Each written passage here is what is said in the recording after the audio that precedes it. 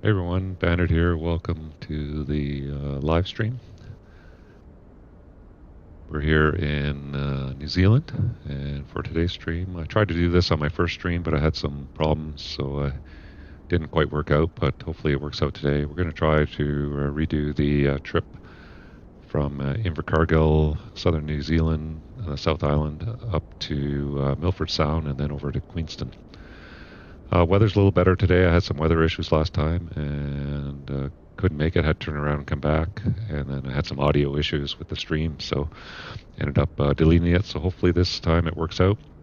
Today we're going to do it in the Cirrus SR22.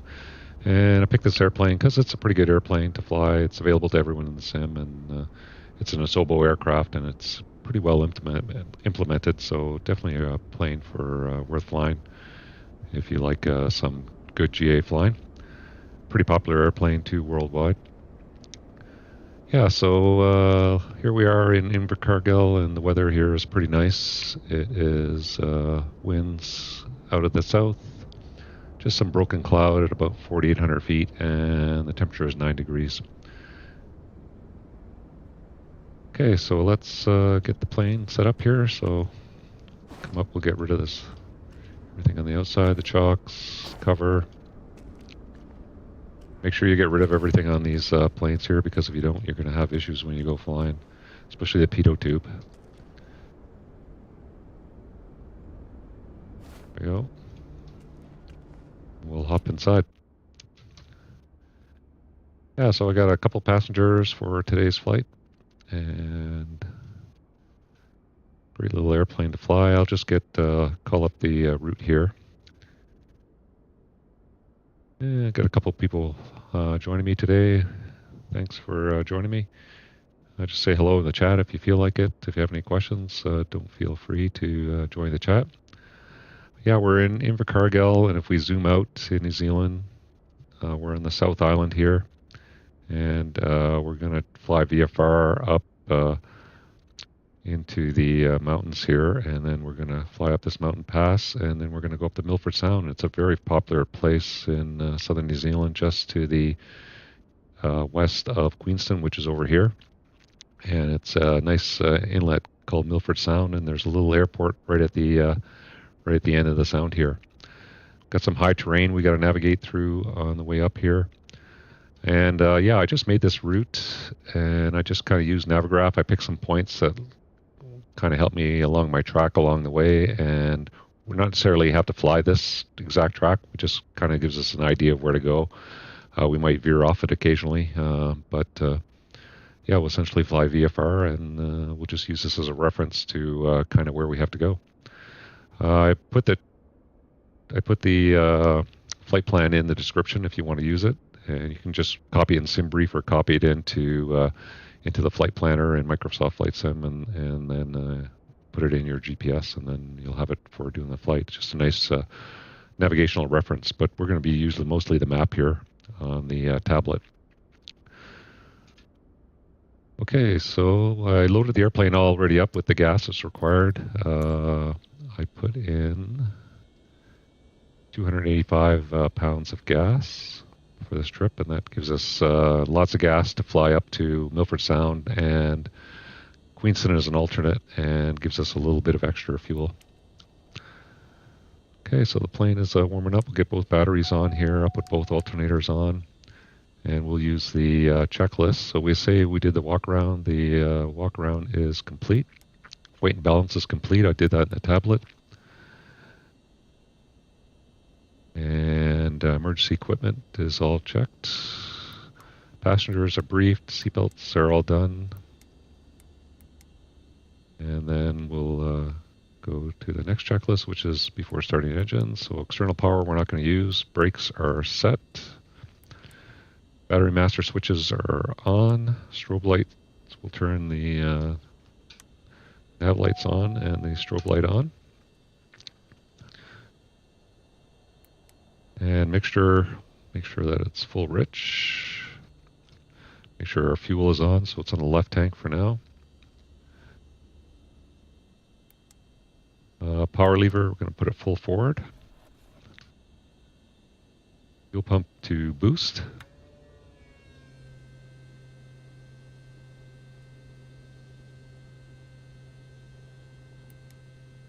Okay, propeller area clear. Power lever, we're going to open it back just to 1/4 of an inch there. And ignition we're going to start. So clear to the right, clear to the left, clear prop. Just hit the start. Start is good. Watching our T's and P's all coming up here. Oil is still pretty cool. Got good oil pressure. Mixture. So it says to lean until you get a maximum rise in the RPM value. So we'll just watch the RPM value. So I'll bring it back to idle here. And then we'll lean the mixture and we'll watch the RPM come up. And as soon as it starts to drop down again, we'll there we go. So we'll just stop right there. And yeah, so just brings the mixture back a little bit, keeps us from fouling our spark plugs while we're on the ground here at idling. Power lever will set to maintain 1,000 RPM, which it is right now. Oil pressure is checked. Alt masters are already on. Avionics power switch is, we'll put that on, so avionics on. Engine parameters, we'll just monitor that. External power we didn't use. Amp meter indication, so check our amps, and looks good. Okay, before taxi, flaps are up, and we'll just look outside and they are up, and you can see our flap lever is up, or our flap selector is up. We're using avionics as required, so what we're going to do now is we're going to go in and set up our flight plan. Okay, so the flight plan, I did it in SimBrief, so if you go to the flight plan page here, so bring up the flight plan page here, and if I just scroll the outer knob, and if I just go to flight plan catalog, all your recent SimBrief flight plans are in there. So I've got Invercargill up to Milford Sound there, so I'll just highlight that, and then I'll activate that flight plan. Hit enter, and you can see now our flight plan is loaded into the sim. You can just close the flight plan here. And zoom out and just check our whole flight plan up to Milford Sound is in there, so it's all in there. Looks good. And we're just going to use this for a VFR reference on the way up. Okay, so our flight plan is loaded in. We'll put the CDI into nav mode here for the GPS. We're going to be taking off of runway. Double check the runways here. Go to Navigraph charts.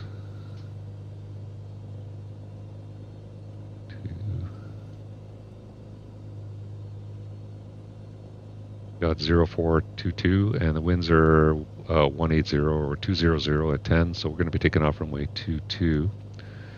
And I think we can just taxi out Alpha and then just do an intersection takeoff on 22. Should be lots of room there. We want to check the airport here for the length of the runway.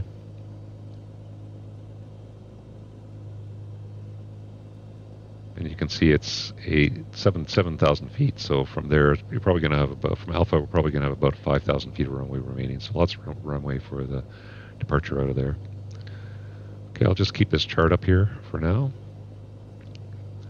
just as a reference. Okay, I think we have everything to go. Let's set our, hit the B-bug, 1021, it was 1020 on the latest METAR. Now the problem with flying in New Zealand is if I go to charts here and I call up we're in Invercargill here, and if I selected that for, selected weather for Invercargill, you're going to see there's nothing available. The problem with New Zealand, for some reason, the basic METARs for all the airports aren't available. Only the major airports, the international airports like Queenston, Auckland, Churchill, Wellington, they're all in there, but the smaller airports don't have any METARs. You're going to have to go to a New Zealand aviation website to get that information. And I just went to one and just copied it down. And so the winds were 211, it's 4,800 broken, and temperature 9, and 1020, 1021 we'll just use for the airport here. Okay, perfect. So we're going to take off on runway 22, and that should work out pretty good. So I'll put that in my heading bug.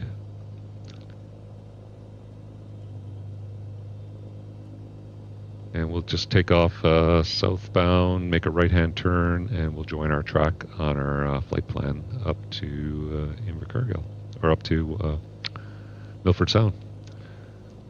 This is one of the sceneries I downloaded from Cool Guns for New Zealand. If you saw that video I did on the scenery pack he's done for New Zealand, great freeware sceneries, and definitely worth picking up. Just go check out that video and check out on flightsim.to, and you'll pick up these sceneries free of charge. Great little sceneries. Okay, so let's go back to our checklist. So radios, avionics are set. I'm going to put in 1228 for the comms. We're on Vatsim, so there's no ATC online, so we're just going to be broadcasting in the blind here, like an uncontrolled airport on Vatsim. Okay, so avionics are set. Cabin heat, just going to set the temperature, put the fan on low.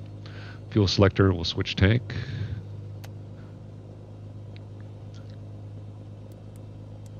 And normal procedure taxiing. So parking brake, we're going to disengage. We're going to check the brakes. We're going to check the compass and gyros in a coordinated turn. So we'll do that as we taxi out over the corner here for our run up. So we'll do that. So we'll check all these items off.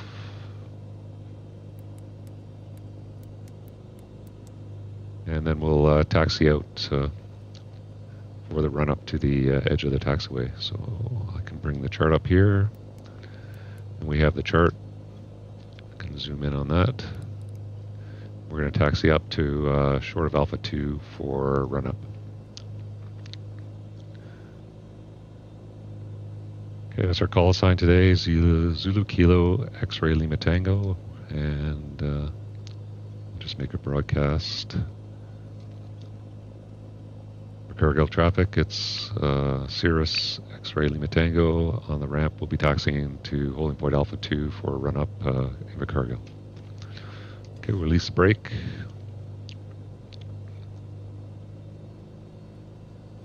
Check the brakes. And brakes are good.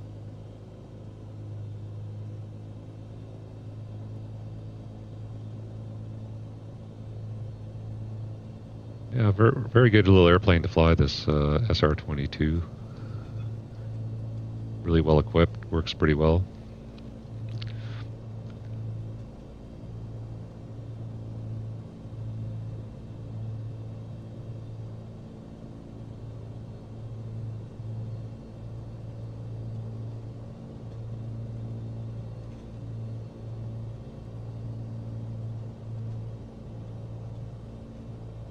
And I'll just turn up here off the edge of the ramp into wind, and we'll get ready to do our run up.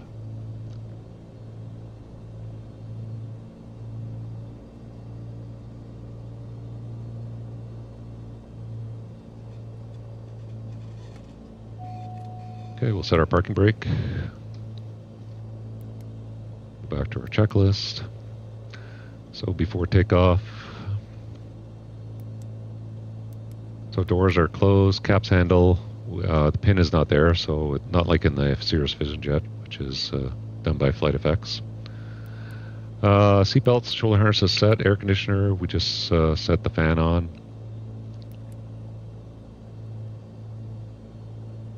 Okay, fuel quantity is confirmed. And we're about half tanks on both engines there. Fuel selector, fullest tank. So they're pretty even, so I'll just leave it right where it is now. Boost pump is on boost. Mixture full rich.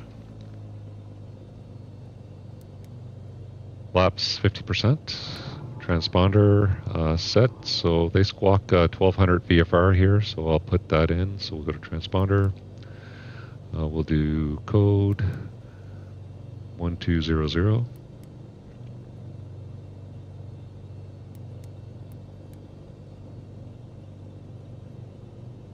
And we'll just say squawk VFR. Actually, I don't know why they have 7000, so I'm going to put the code on 1200, and we'll turn it on before we go onto the runway. So that's set.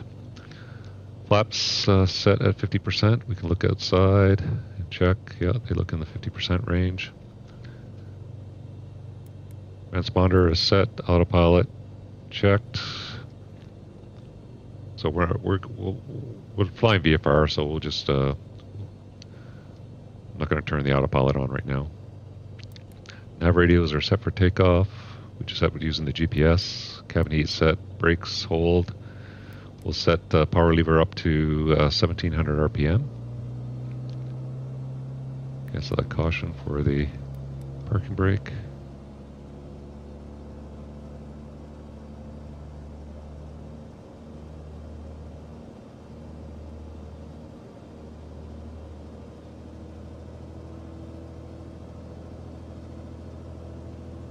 Okay, get up to 1700 RPM. It's pretty close. Okay, we'll check our alternator. So everything looks good. It's in the green. Bus volts are good, and the alternator currents are good. Back to the checklist.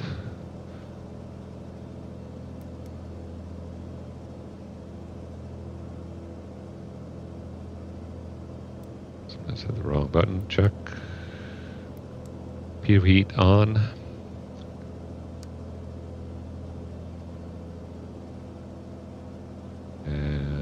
Navigation lights on, landing light on, and annunciator check. And you should be checking those with the voltmeter. And I didn't see any big jumps in the volts there. Okay, and we've got navigation lights as required, landing lights. We'll turn that on when we go. Magneto check, left and right. So we're looking for no more than 150 foot drop and a difference of 75. So we'll check. So we're just under 1700 there. So we'll go to the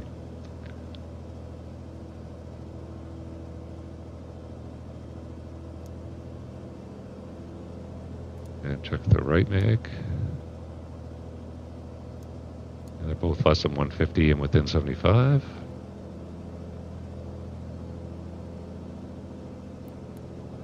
Ignition switch, both parameters check, back to 1000 RPM. Flight controls, we'll check, free and correct. And we'll go check our trim for takeoff here. So your trim indication is on your stick here. And if you use your trim, you want to put it in the takeoff range there. So that's set for takeoff. So flight controls are free and correct. Trims are set for takeoff. Autopilot, it's disconnected. We never turned it on. We're not using any ice protection today, so we'll skip all that. And normal takeoff, so we'll apply the brakes, release power, full power, check our T's and P's, we'll rotate between 77 and 80, and then climb at 90 knots, above 90 knots, flaps up, so that will be our takeoff. Okay, I think we're ready to head out. So we got the pitot heat on, and we'll just leave it on, because it's pretty cool here, it's below 10 degrees.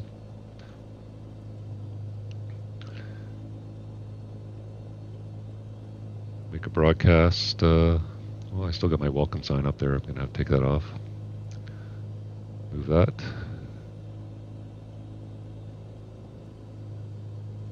Okay, release the parking brake.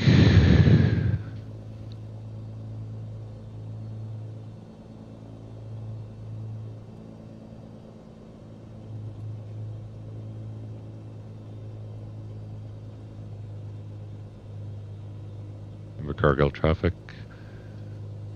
Cirrus X-ray Lima Tango, taxiing Alpha for a intersection takeoff runway 22 Invercargill.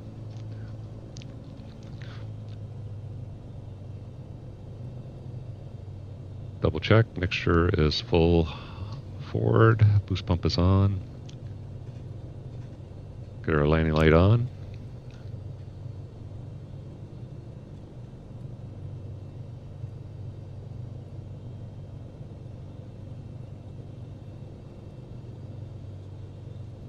Get her all lined up here. Start adding some power.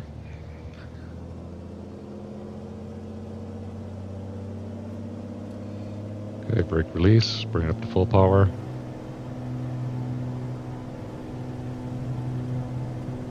Go crosswind there.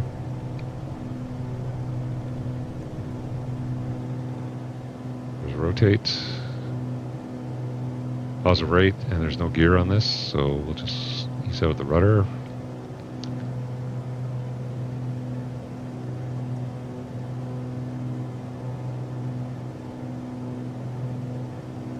There's 90 knots, we'll bring the flaps up.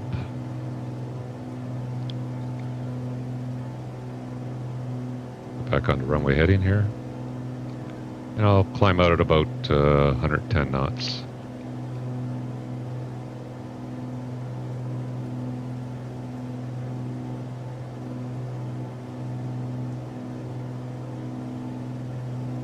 Okay, flaps are up. Bring the power back. More max continuous power.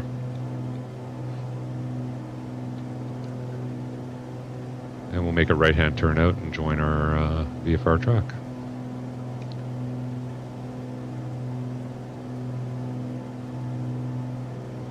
Let's go down to our checklist. So we've done all that. We're not doing a short field.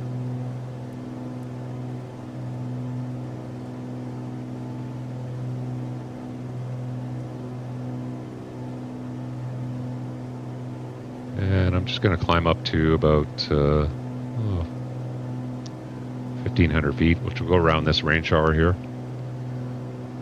There was forecast occasional rain showers in the area there, so we'll just cut through this little gap up here and then come back and join our track. We'll just level off here, bring the power back a little bit. So we'll just maintain 2,500 feet. Thereabouts. Yeah, so the area forecast had some broken cloud down to the southern part of the island. It starts to clear out as we get a little bit more up to the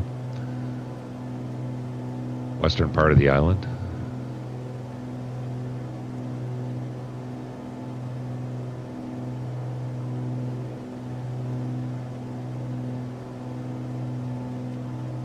Okay, just held myself out here. I'm going to use the autopilot to just maintain heading. And so I'll just turn the autopilot on, so it's got pitch and roll. And I'll just set my heading. So we'll just go heading select. We'll maintain our current altitude. And I'll put 2,500.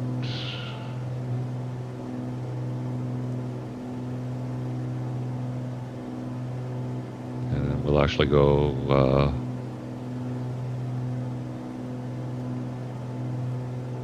we'll do this flight level change to get ourselves up to 2,500 feet, and we'll just maintain that heading. And we'll just come a little bit right to... Okay, we fly through this little bit of rain shower, still have good visibility, and then we'll go back and rejoin our track. So oxygen is not required. Power lever, we got it brought back now just for a nice cruise speed. Mixture, so I'm going to lean the mixture, and I'm just initially going to use this here to set my target mixture right here. So you got the green range here, and then the target range will be this little chevron here. So I'll lean the mixture back to there for now.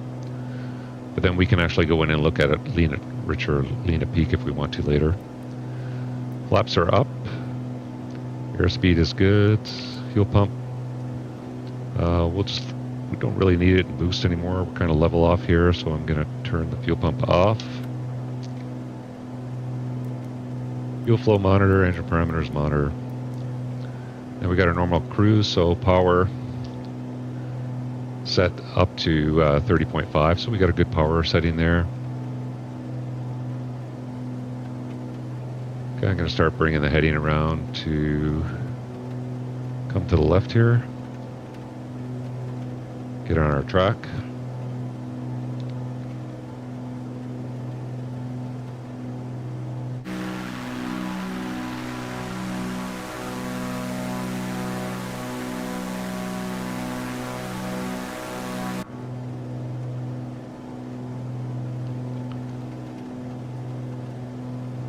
So power lever is set, mixture, we set to the cyan or on target. It's checked, airspeed is good, fuel pump, I'm going to leave it off. Oxygen is not required. Cylinder head temperature monitor. And the cruise. Oxygen, cruise altitude. Fuel pump as required. Make sure all that stuff is good. Okay, so we'll just call that checklist for now, and we're a little bit ready to track here, so I'm going to bring us back to interceptor track.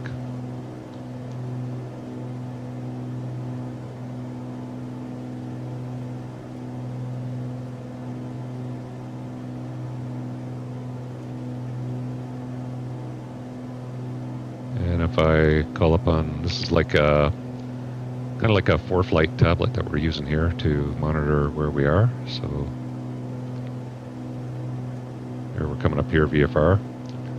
So we're going to get back on track here. We're going to fly up through this little gap between the mountains here. We're going to come up to the lake, and then we're going to fly up the lake, and then the shortest, the lowest pass that we can get through up here is actually right through here.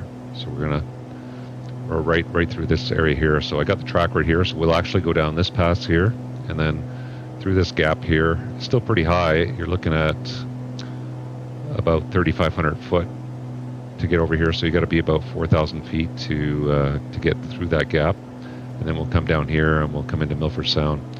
We're going to be landing on runway 11. The winds are from the southeast here. So what we'll do is we'll come in, we'll come down the sound, and then we'll line ourselves up for a straight-in approach on Milford Sound there. So that's the plan right now. The terrain will climb a little bit as we get a little further along, so 2,500 feet won't be high enough. Obviously, we'll have to get a little bit higher, but for now, this is a good altitude while we skirt around these rain showers here.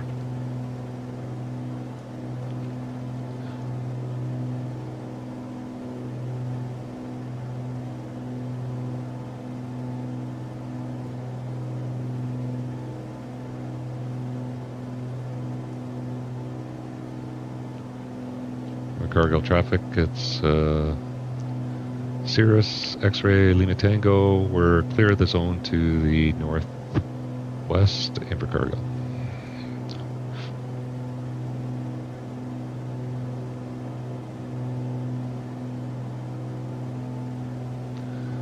So we're going to be kind of heading up this area right there. I think the lake is just up short of that mountain range up there. We just have a couple of showers, not too bad.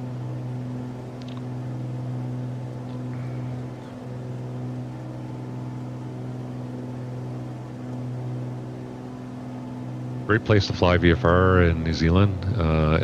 Only issue is the weather. It's hard to get good weather reporting, and you run into some issues with that. Lots of great scenery though, and lots of great little airports to fly in and out of. Now, obviously, you know, I'm an experienced pilot, and I haven't flown GA planes for quite a while, but would I do this flight in real life? Probably not. I don't think I'd be going to Milford Sound.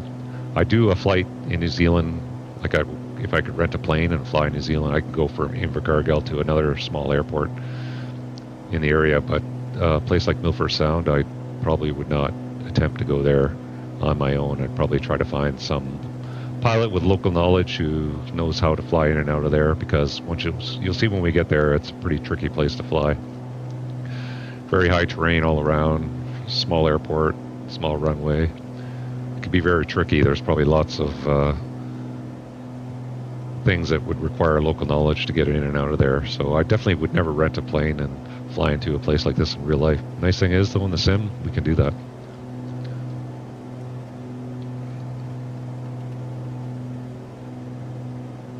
Yeah, it'd be a lot of fun to go to a place like New Zealand, rent a plane, and do some flying. Definitely beautiful country to fly around in. Looks great in the sim.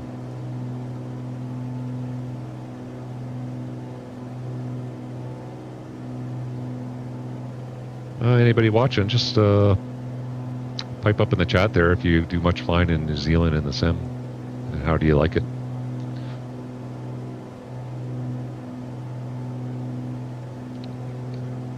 So we're coming back, just getting back on our track there. You can see the weather starting to pick up a little bit. Still some broken cloud. So hopefully it should clear up by the time we have to go through that pass there.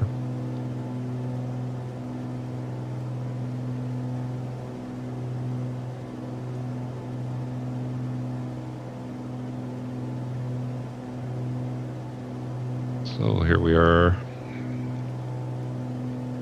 See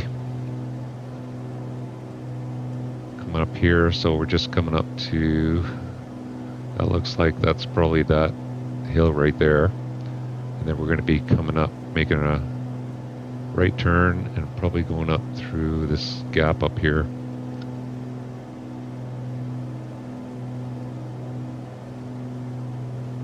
Once we clear past that, straight up to the lake.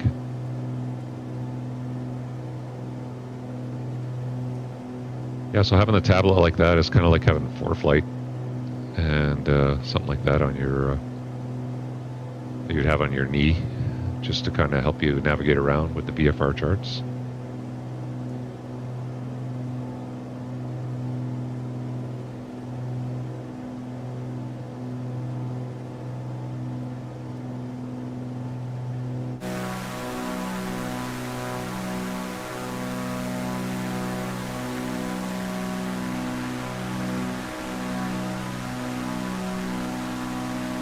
Yeah, the photogrammetry scenery in New Zealand looks really amazing, actually. They do a great job here.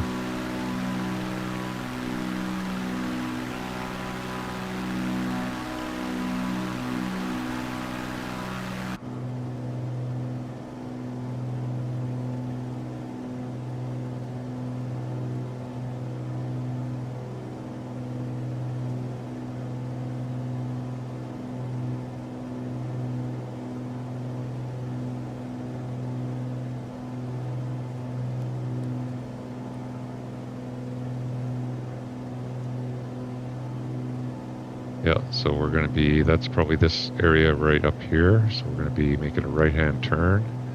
And I think just going up maybe the left side of this area right here.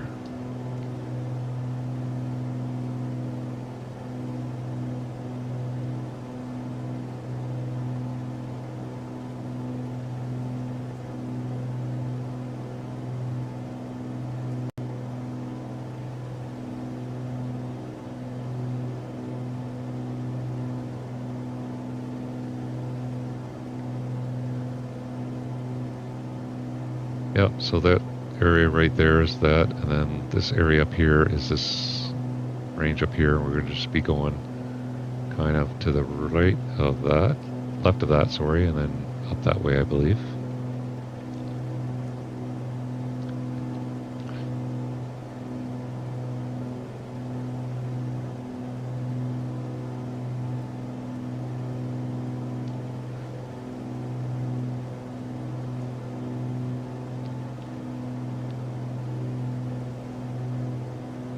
Maybe I've got them mixed up there.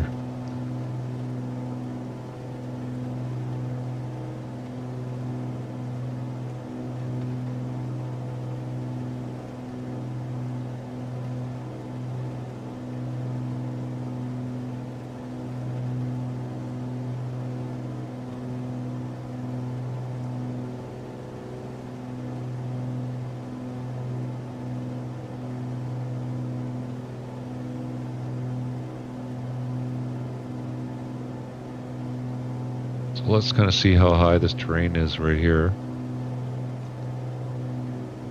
So you've got this peak here at 3,500 feet, 5,100 feet to the left. You've got a contour line of 3,000 feet, so this is, we're going to need to climb up here because obviously 2,500 feet is not going to cut it.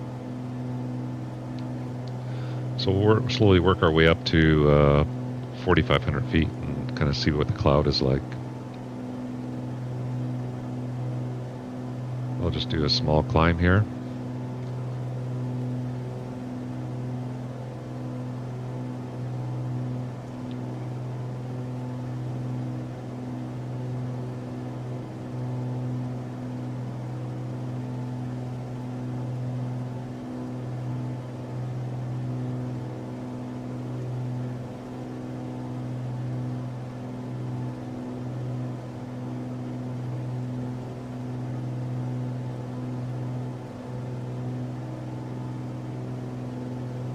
Yeah, it's hard to do the single pilot stuff and do all the checklists and everything without use of the autopilot. In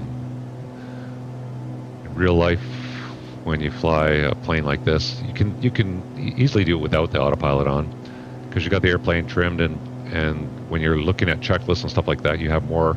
So it's like when I'm zooming in to look at a checklist, I'm losing a lot of my peripheral vision, and you don't lose that in real life, so you're able to kind of maintain the attitude of the airplane, and it usually trims out pretty good that you don't have to worry too much about being able to hand fly and do things in the airplane, but it's difficult in the sim to do it.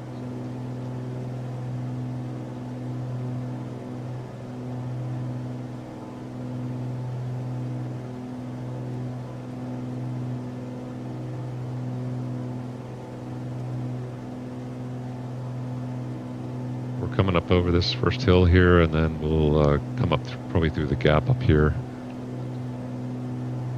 higher terrain. So I'll just come to the right of this hill as we're climbing up a little bit.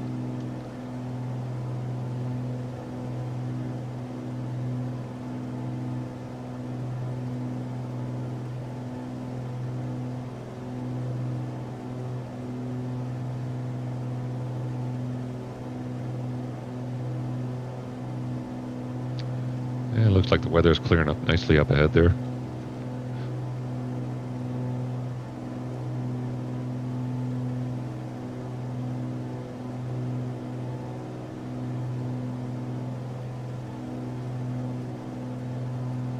There's this area right here, is kind of right there. I think the flight plan has us going through this gap here. We could go just around this area here too, just go around, come in through the backside there. We got lots of good weather there, so shouldn't have any issue just following through that gap.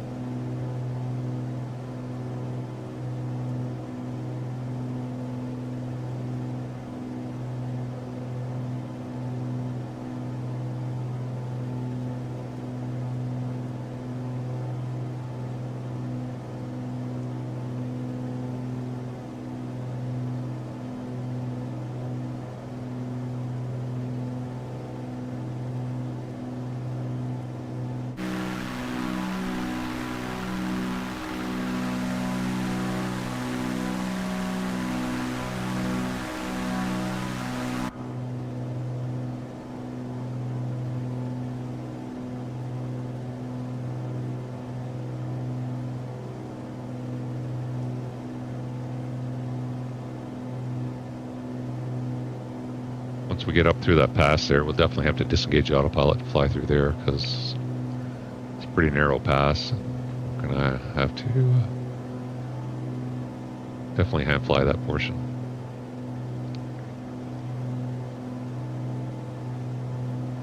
So I have done some flights to Milford Sound, and when we get there, you're gonna see there's still snow on the ground. I'm not sure. Well, actually, I'm pretty sure I looked at a webcam last week, and there was no snow on the ground there. So I don't know why it shows up as snow on the ground in the sim this time of year. The temperature is 10 degrees.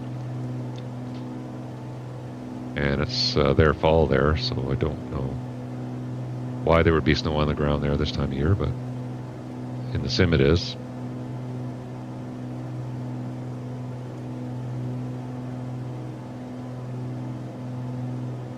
Yeah, so this altitude looks good. We'll just kind of cruise up through this gap here. And then the lake, you can kind of see it off in the distance up there. We're going to hit that mountain ridge.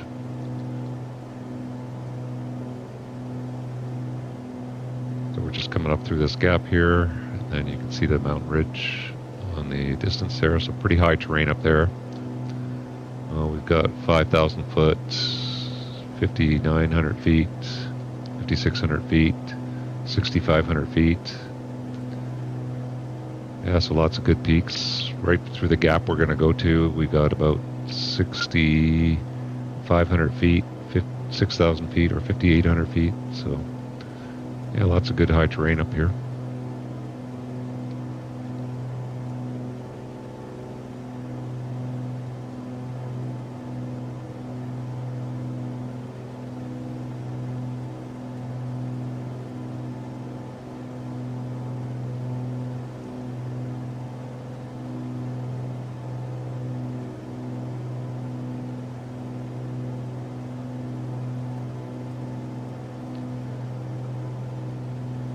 It's well clear of that peak right there.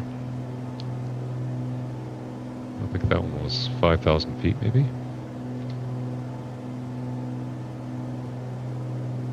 4879, and it was 50, 52, 5150 on the left-hand side there. So that peak there.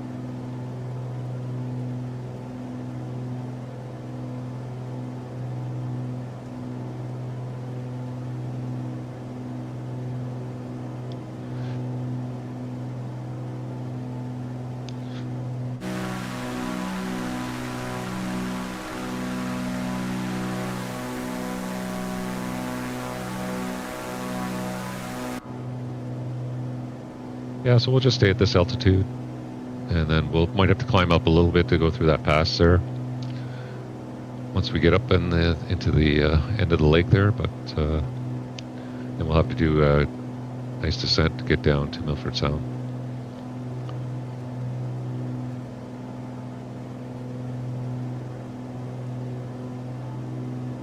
Yeah, so Milford Sound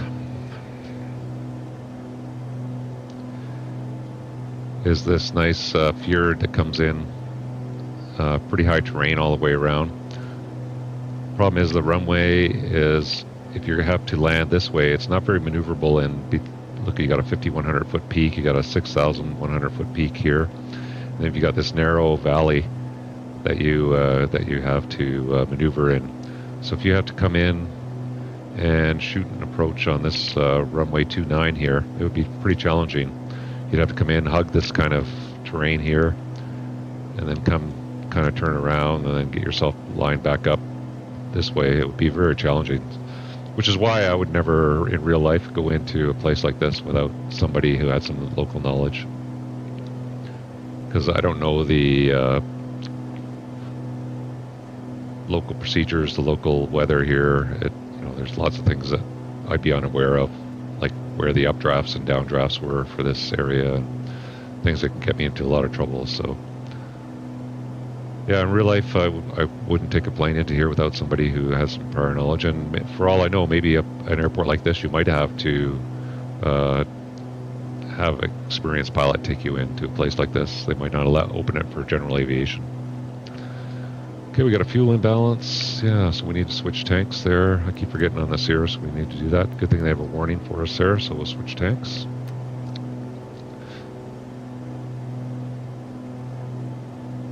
And yeah, just monitor our fuel is looking good. So we'll just parallel this track. We're at a good altitude here. The weather's nice. Nice and broken up cloud up here. Looks like it's mostly above the peaks, so we shouldn't have any issue. Last time I flew up here, I got up about this far, and the weather was coming down, and you couldn't see the tops of the mountains up here, so we had to turn around and go back to Invercargill there. Even though the forecast at Milford Sound was pretty good weather, but we just had no weather forecasting for this area here. There is an airport just off to the left over here, but again, that didn't have any weather either at the time. It is down just off of this little lake, and there's a little grass strip, some grass strips up here, I think, but there's this airport. It is down over here somewhere, up near this lake.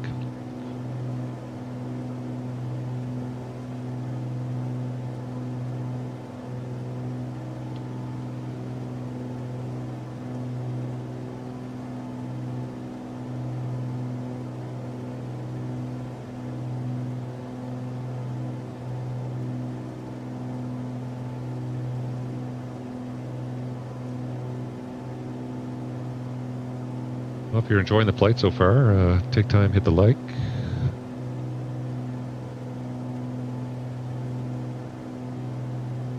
Share, subscribe, sign up for notifications, and see videos like this or streams like this when I do them in the future.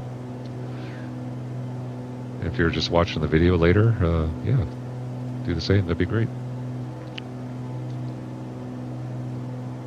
We're looking pretty good. So once we hit the lake, we'll just go up the lake right to the very end, and then we'll turn up this first valley, and I'll use this actual VFR chart for navigating this portion here. In the old days, before we had tablets with ForeFlight and stuff like that, we'd actually use paper charts, VFR charts, and then I would just draw the tracks on, and I put the heading and distance on the track and use that as a visual reference for flying these VFR flights.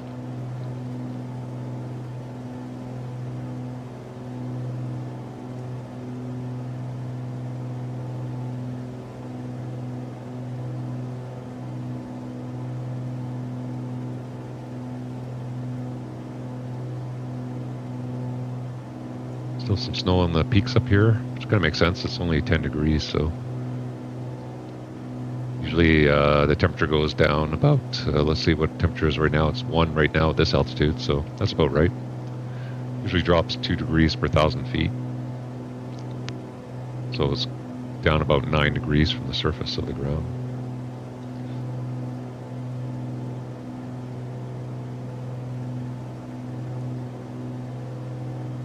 Yeah, beautiful day for flying here in New Zealand today. Glad the weather worked out. I wanted to do this flight again. I wanted to do it again a couple of weeks ago, but the weather was not playing nice in New Zealand then. It was heavy rain everywhere.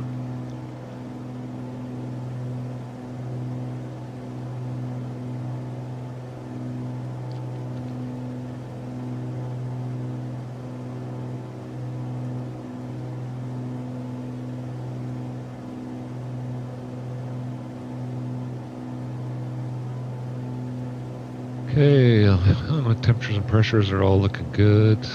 Fuel, we switched the tank. So I just used the lean option of putting it on the chevron here for the leaning the mixture. But you can actually go in and do a lean assist where you can actually hit the assist button and then you just keep bringing the mixture back. So if I bring the mixture back and I bring it back till I get peak, and there we got peak, and then I can take a rich peak or a lean a peak. So I'll just bring it back up rich a peak, get a little bit more power, and then yeah, so I got a little bit of rich a peak there. Turn the assist off, we go back, and you can see I'm a little bit higher on the fuel flow, which is fine. So there's different ways to do it. You can go lean a peak, which will probably put you a little bit lower, but I'll just bring it back to the chevron here. That's a nice, easy way to do it.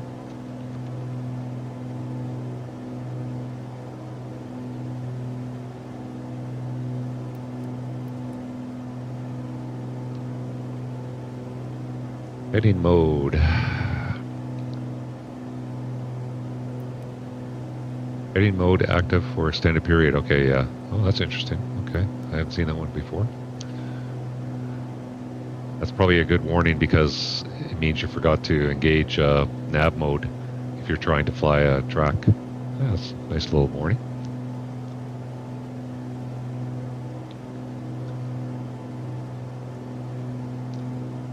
Okay, so let's just take a look at the checklists coming up so we can get those ready. So we're not flying into known icing. So we'll skip all this stuff.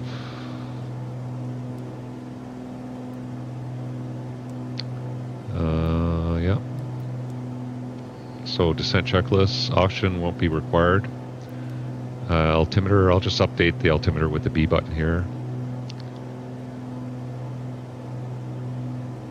Say that's checked. Cabin heat is good. Landing light still on. Fuel system, we just checked and switched to fuel a little while ago. Power lever is good.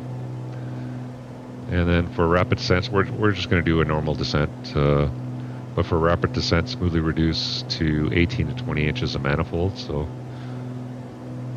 keep that in mind. Mixture as required for rapid descent, and mixture maintain the cylinder head temperature above 240 degrees, so just watch that doesn't go down too low. So we have our cylinder head temperatures right down here.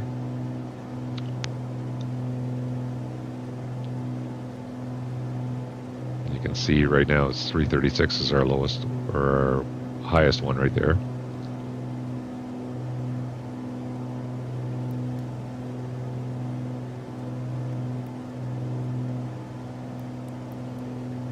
Mixture as required, and then maintain cylinder temperature, and then brake pressure we'll check. And I assume that's just pumping the brakes just to make sure you still have pressure in the brakes. Avoid prolonged idle settings, maintain 240 degrees cylinder head temperature or greater. So that will be our descent checklist.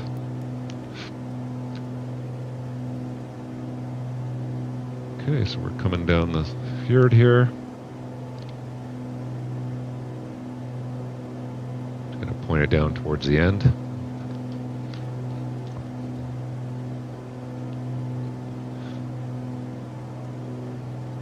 It's going to get busy, so I'll just review the landing checklist too. So seatbelt and harnesses will say are on. Boost pump, I'll turn that on now. Mixture will have to go full rich prior to landing. And then flaps as required. Autopilot will turn off.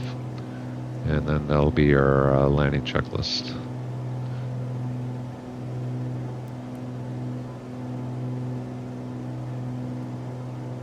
Okay, so we're coming down the fjord here. I think we're going to go down to this little spot here and turn left down this valley here.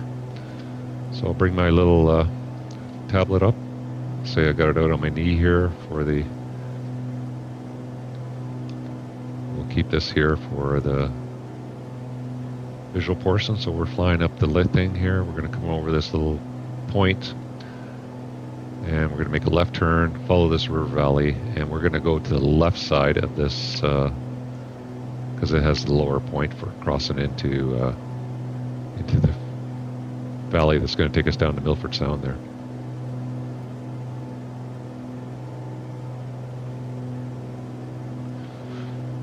Okay, so right now I'll get the autopilot off.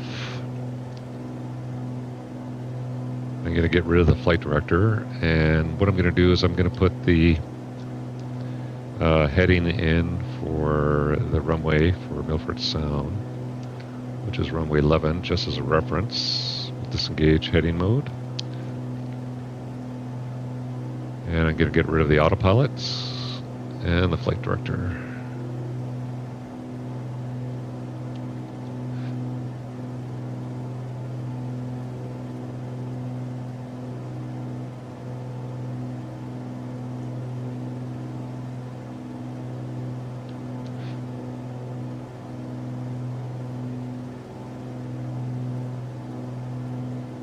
you can see the valley coming up here.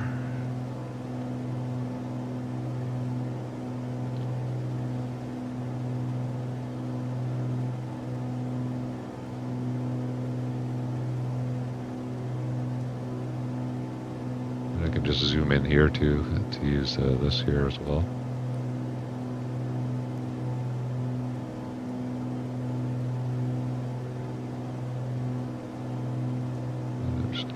Over to the side.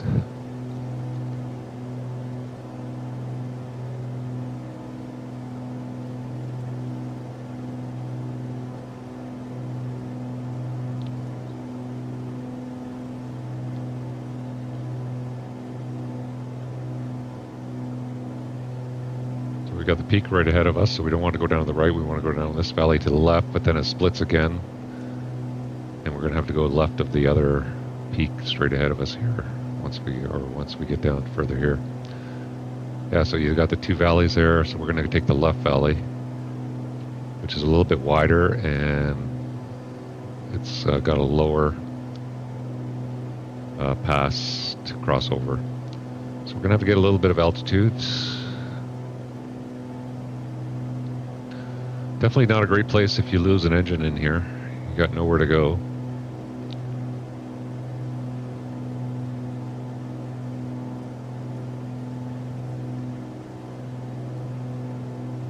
We'll climb back up to 4,500 feet.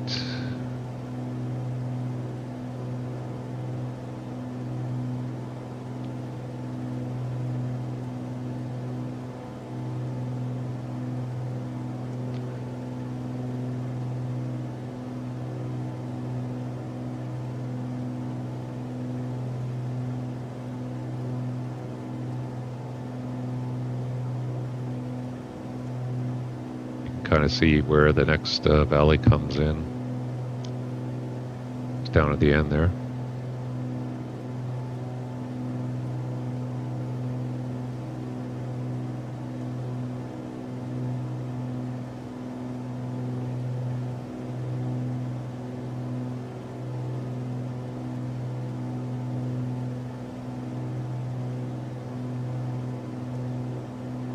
Yeah, again, I don't know if I would really fly a single engine airplane down a narrow valley like this.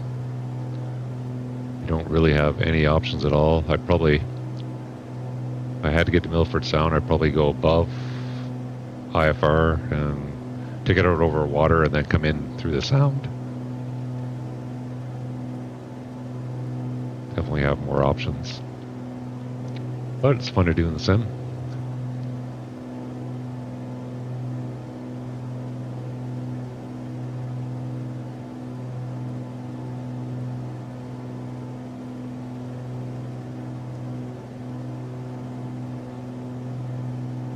A little bit of turbulence. Winds aren't too strong. I think they're 10 knots in Milford Sound, so. But we do have a little bit of turbulence coming through this mountain area here. So we're up at 5,000 feet, and we're just going to go over this little ridge up here, and then we're going to make a right turn down the valley to come into Milford Sound. So you can see we're left of our track. Our track goes straight over that ridge there on the right.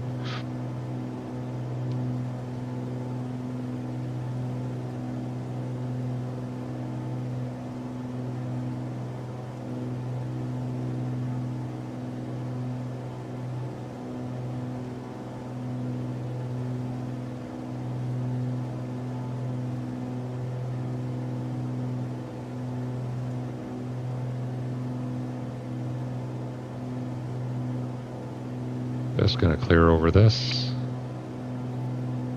and we're going to head down probably right around this corner here. We're going to come in and go down the valley.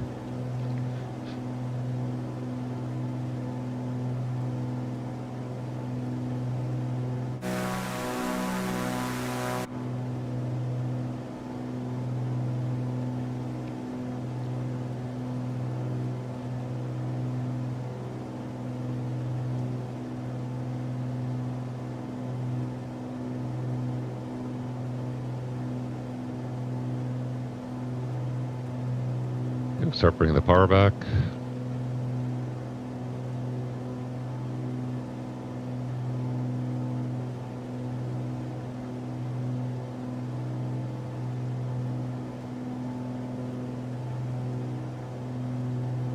Yeah, the illusions of the slopes and everything is very hard to, it's easy to get suckered in that you're in too steep of a turn. You can see the valley opening up. So Milford Sound is right down here.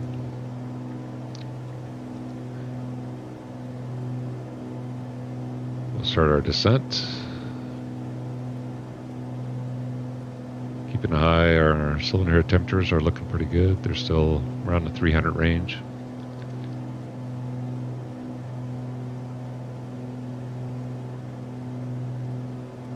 Just gonna look at my flap speeds there. So it's 150 and 110.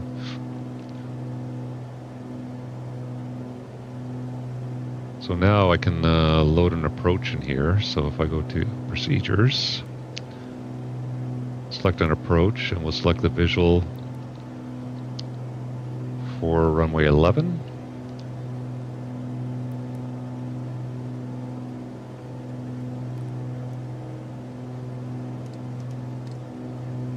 And we'll activate that.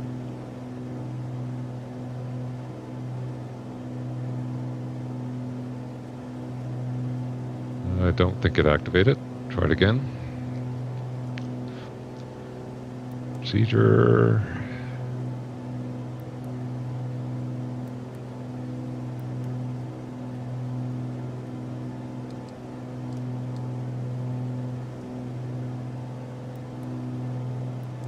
There we go.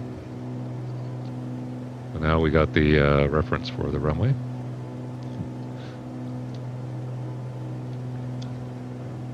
Make a broadcast on 22.8. Milford Sound traffic, it's Cirrus Zulu X-ray Lima Tango. We are currently 5 miles to the south. Be turning left down the Sound and coming back from the west inbound for straight in runway 11 Milford Sound.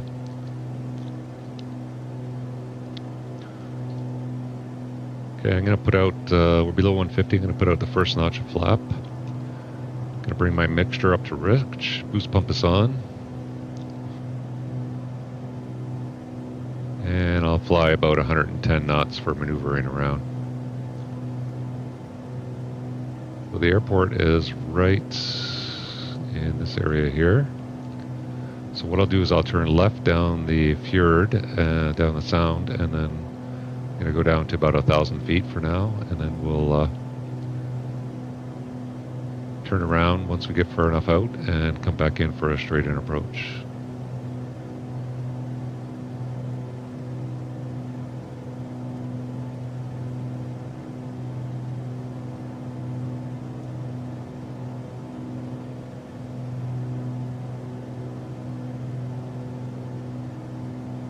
There's the airport there, coming around the Sound there. You can see the ramp right there. There's a runway. I'm not sure why there is snow here, but there is. Okay, we're 1,000 feet. Milford Sound traffic, Cirrus X-ray Lima Tango. We're overhead the field, turning westbound down the fjord to set up for a straight in runway 11, Milford Sound.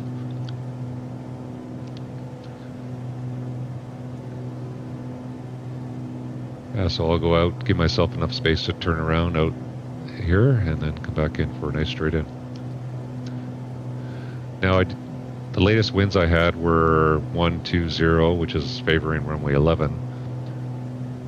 But if I didn't have any weather there, I would try to take a look at the windsock. But if I'm on final and the winds look squirrely, I'll plan to do a missed approach.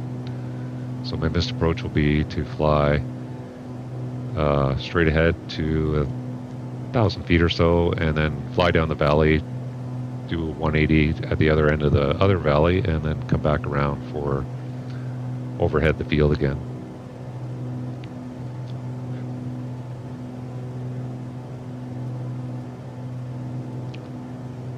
Okay, so we're just getting out here. Have enough room here to turn around.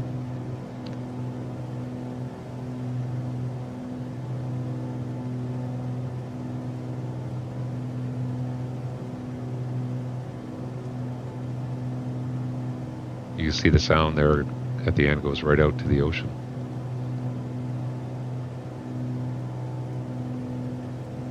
Sending a little bit, correcting.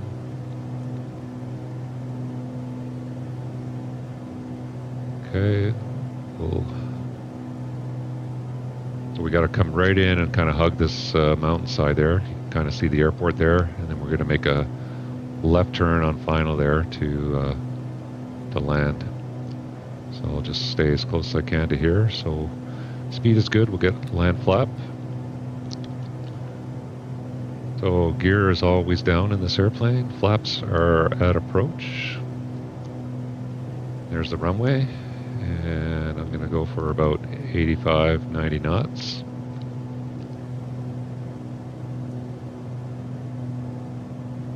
Make sure it's full and boost pumps are on. Fuel is good. We're still burning off the fullest tank. 500. And we're looking good.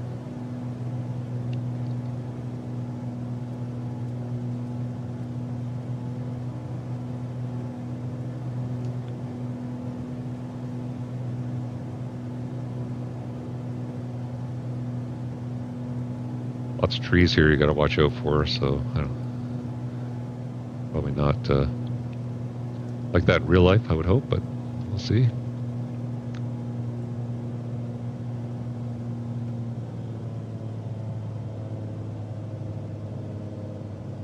Okay, just definitely floating too long here because of the trees. I'm going to go around.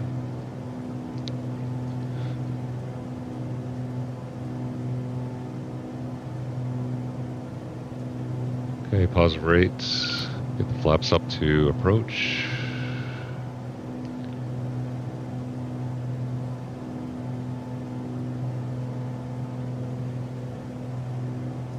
Definitely not a lot of runway to play with there.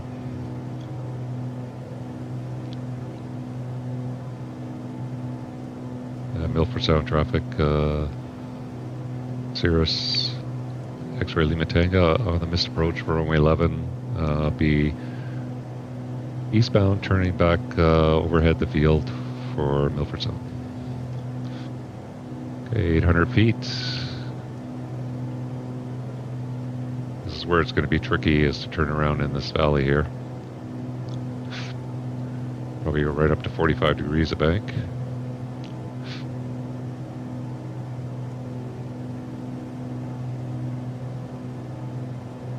Actually, I'm going to go up this valley here and turn around. Not liking that.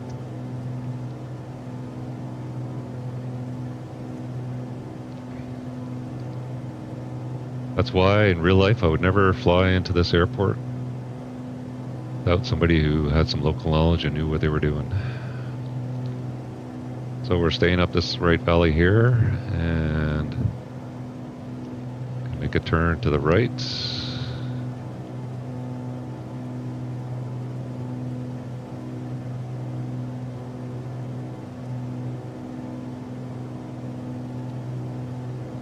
See the illusions of the terrain. It's hard to tell how much bank you have. I got about 35 degrees of bank. We're able to come around here.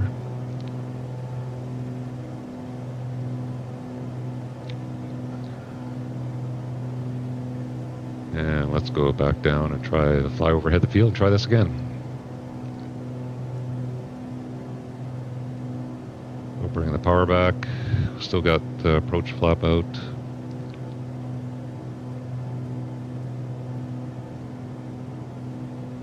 Milford Sound traffic, Cirrus X-ray Lima Tango is inbound from the east, flying overhead the field, outbound the sound for 180 back for runway 11, Milford Sound.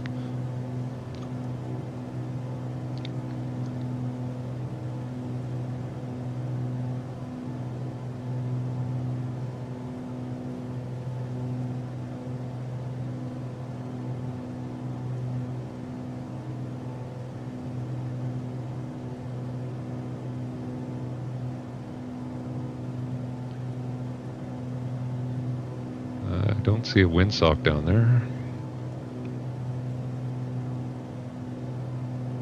I'm going to do is go on a PF. It felt like I was coming in really fast there on that approach. And I definitely got into a little bit of a floaty situation there. So 1,000 feet, we'll do the same as we did last time. We'll come down. Don't have my wind indicator on my PFD here, so I'll put that up.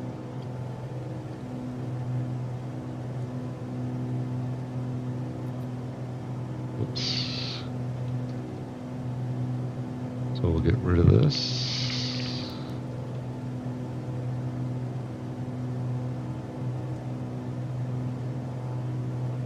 And we'll go PFD options, wind, option 3.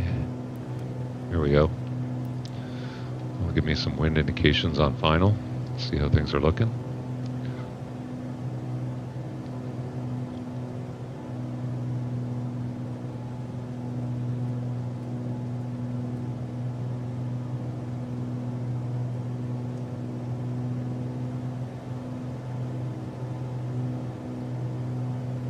Getting a little slow here.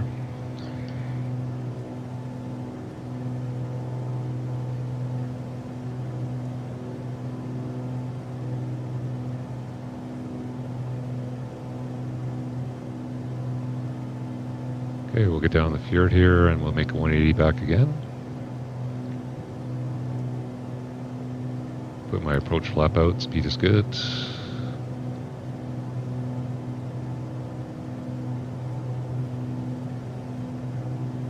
little bit slow.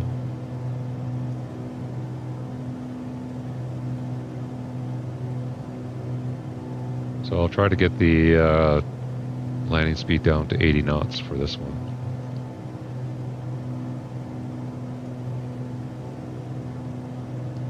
Okay, let's start bringing the speed power back, start getting the descent going here. Okay, I got the runway in sight. Yeah, the winds are coming from 200 at 5 knots, so not too bad.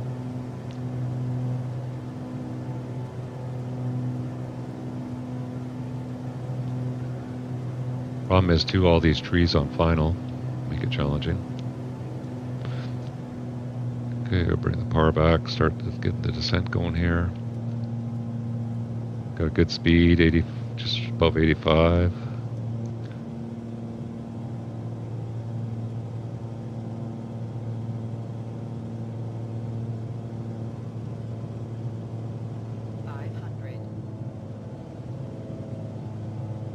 Speed's coming back nicely.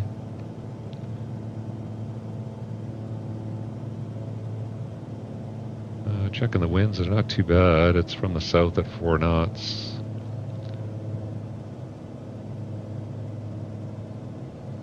Now the trick is going to be to maneuver through these trees here.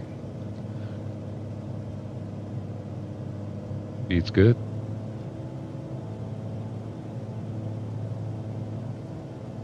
Looking a little bit better.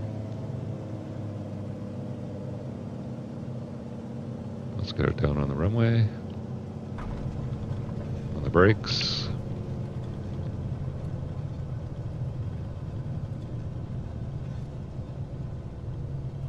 Ooh, that was pretty challenging.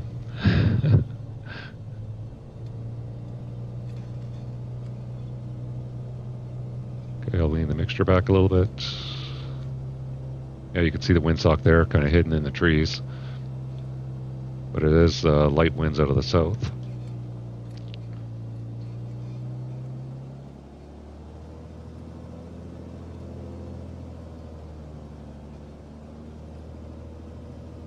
Which is good because it means we can take off heading this way for the takeoff, so we can, when we go off to Queenston, we don't have to head up that valley and do that 180 again. That wasn't very comfortable doing that. Very tight terrain in there. And you have lots of illusions with those slopes maneuvering right beside them there. Okay, we'll get our flaps up.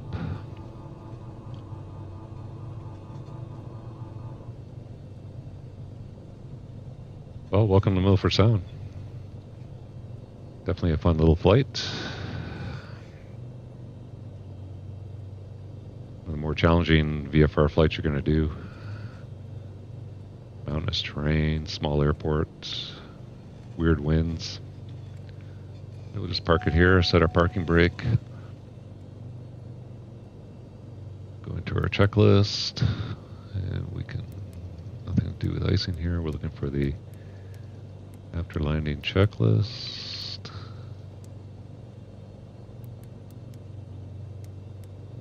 Lots of notes. We're not doing a short field. Balk landing, yeah, we could have done that, I guess. Okay, after landing, power 1,000 RPM, so pretty close to that. Fuel pump off. Make sure we lean that already. Flaps are up. Just look outside, they're up. Transponder, standby. Well, actually, I don't even think I turned it on. Transponder. Yeah, it is in standby. Lights, turn our landing light off. Get our strobe light off. Heat switch off. Pump backup switch. It's not on. Ice inspection lights, all lights are off. Fuel pump off. Throttle idle. Ignition switch cycle and go off and cut off. All switches off. So nav light off. Avionics off. Alternators off and battery off. Okay, welcome to Milford Sound.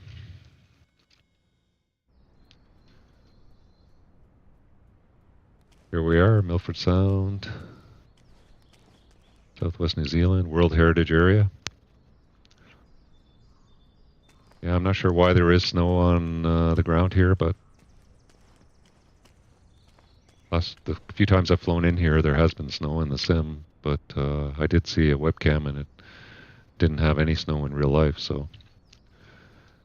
Yeah, so that's our flight to Milford Sound. That was fun, challenging, but we made it in. So now we're going to do a quick flight to New Zealand, to Queenston, New Zealand, sorry. And I'll load that flight up. So I'll go into my chart here, show you where that is going to be on the chart. So we'll go flights, get rid of this one. And we've got Milford Sound to Queenston right here.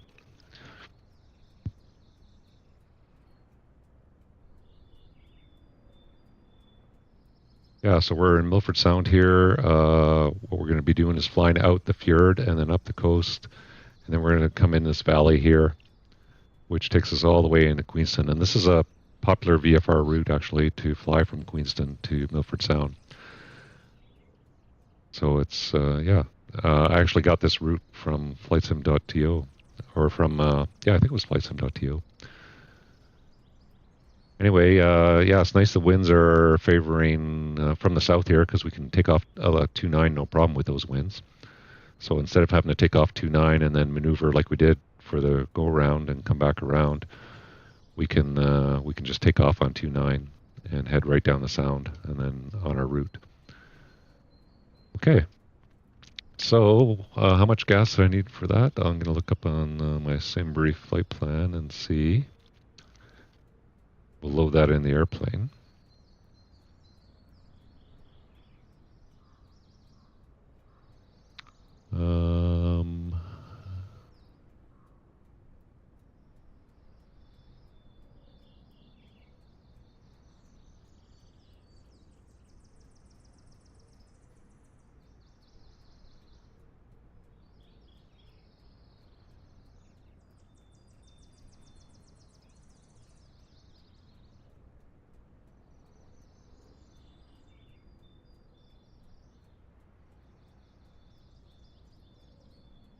And so for that flight plan, VFR with Wellington as an alternate. Wow, that's a lot of gas. 360 pounds of gas. So I'll bring that up. Fetch that flight plan. can see we got a lot of alternate fuel, which is 200 pounds because Wellington's the alternate. So that's lots of extra gas. We really don't need that much gas, but that's our fuel required. So I'll go back into the tablet here, go to the aircraft. We'll get our fuel. We'll take it up to, keeping the same passengers, so we'll put it up to 360. That's good. Load that in the aircraft. And we'll hop back in and get ourselves programmed for our next flight. Okay, we'll get the battery on, alternators on, put the nav lights on.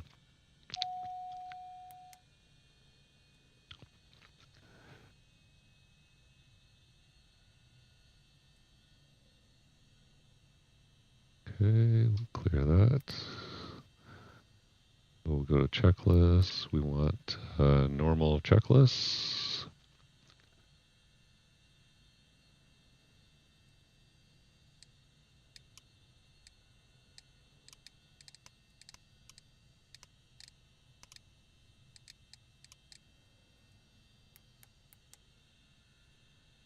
Nope. There.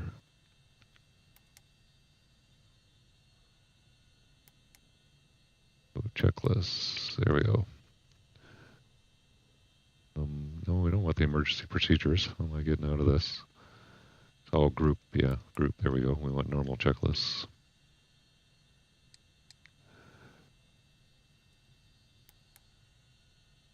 Okay.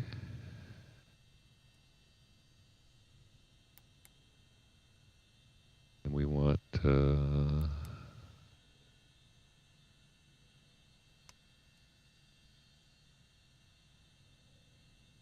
flight inspection. So we'll say with pre-flight inspection has been done, or the walk around has been done.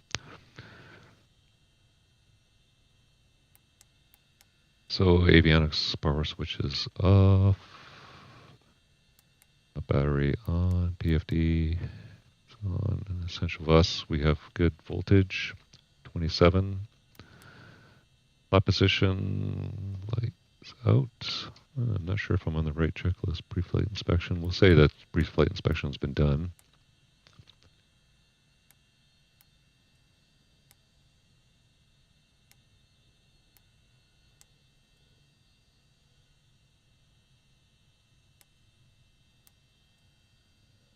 That's all the walk-around stuff.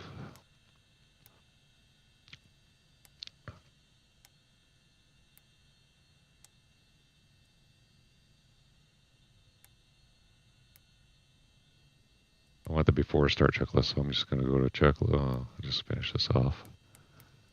And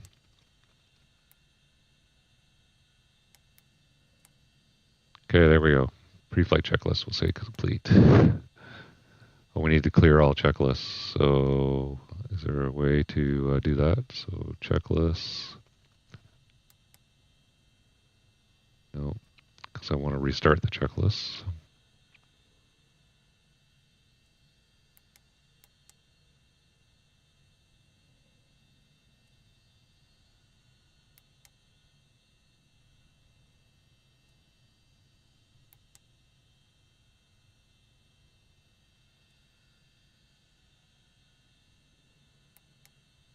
Yeah, I'm not sure how to restart this checklist for a second flight.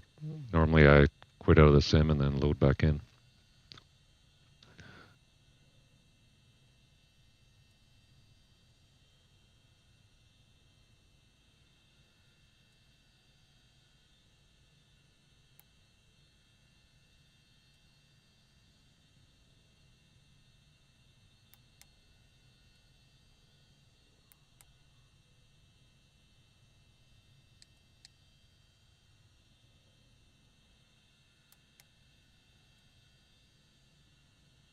Okay, I guess we'll just uncheck everything to check that it's been done. So pre-flight inspection. Yeah, I'm not crazy about this checklist in this airplane. It's hard to go through. So okay, that's done. Weight and balance. It's done. Emergency equipment's on board. Passengers, seatbelts are all good. External power we're not using. Brakes are set. Battery master switch are on. Volts are good.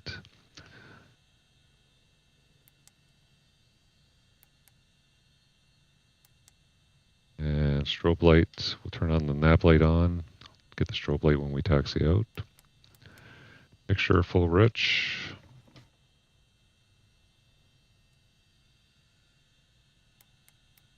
Power lever full forward. Boost pump on.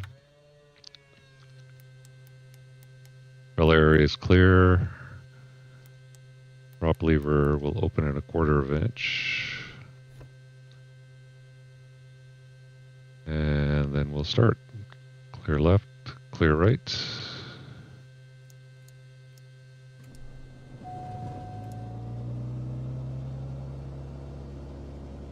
Okay. Ignition, we've started. Mixture, so we'll lean it till we'll bring the power back. Then we'll lean the mixture till it peaks.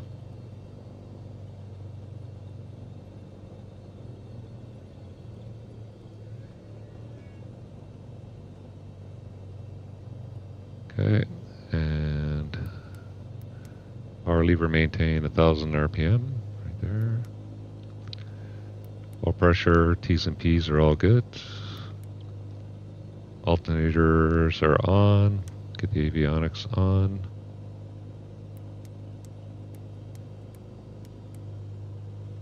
Okay, external power we didn't use, and loads are good. Okay, flaps are up. Radio's on nav aid, so we'll go load our flight plan for the next leg. So we've got flight plan.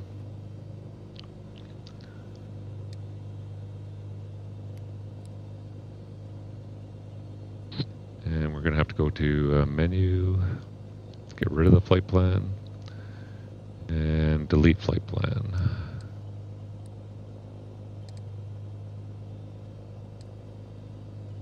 Enter. Okay, and now we'll go to the catalog again. And we want the Milford Sound to Queenston, so we'll highlight that and we'll activate that.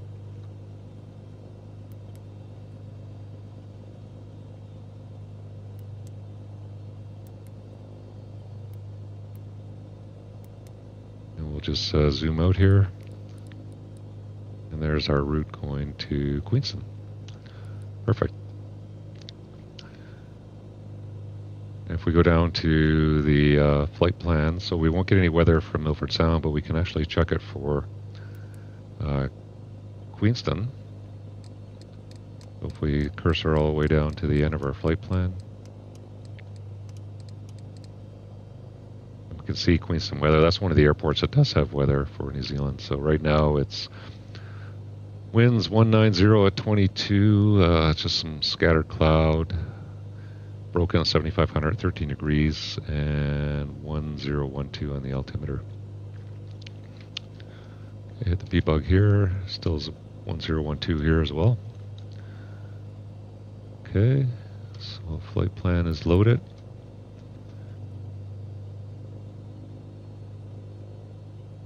Okay, so just to save some time, we're not going to do a run up again, we're just going to do the takeoff out of here. So I'm just going to use the checklist for the, just do the checklist from memory because I don't want to have to mess around with that checklist anymore. So the run-up we'll say is complete. Set our flaps for takeoff. Put the fuel on the fullest tank. They're both the same, so we'll just leave it on the left tank.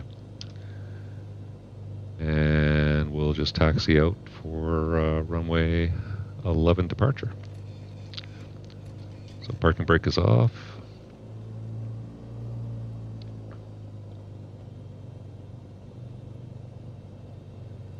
Milford Sound traffic, Cirrus X-ray Lima Tango taxiing out for runway 29 departure, Milford Sound.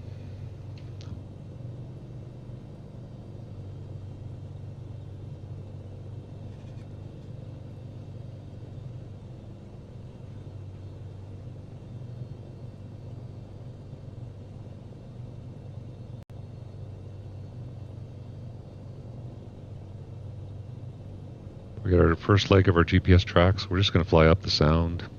So we'll just go up to about 1,500 feet.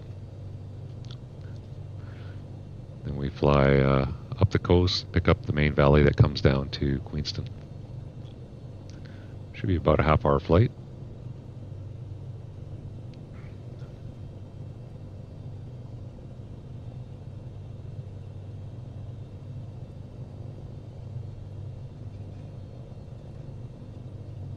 Okay, strobe light on.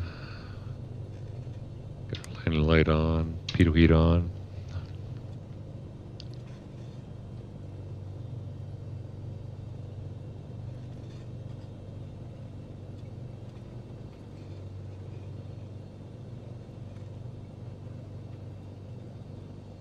And the wind stock still showing the winds are out of the south there, so that's good. So we'll line up for runway 29.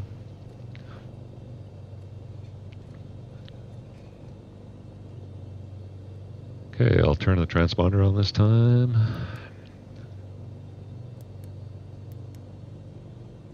Okay, so mixture will get full. Fuel's on the fullest tank. Boost pump's on. Flaps are set for takeoff. And they're both showing good. So we rotate at 85 knots. And it'll be a right turn straight up the sound. We'll climb up to about 1,500 feet. So I'll set my heading bug. We're there, and I think we're ready to go.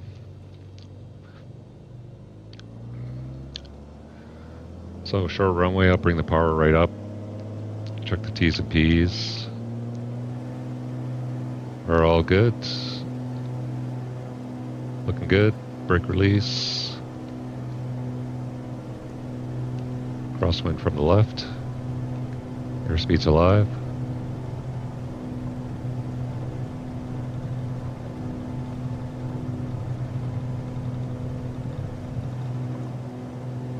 Airborne 85.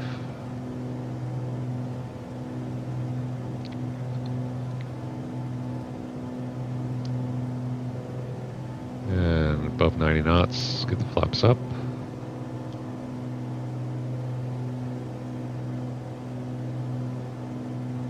And I'll just bring the power back for the climb. There's 31.5 inches of manifold.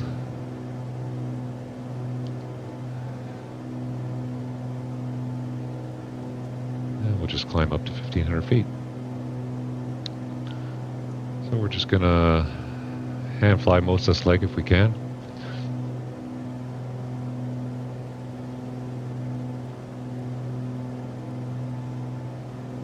Try to get the plane trimmed up as best we can here. Climbing at 110.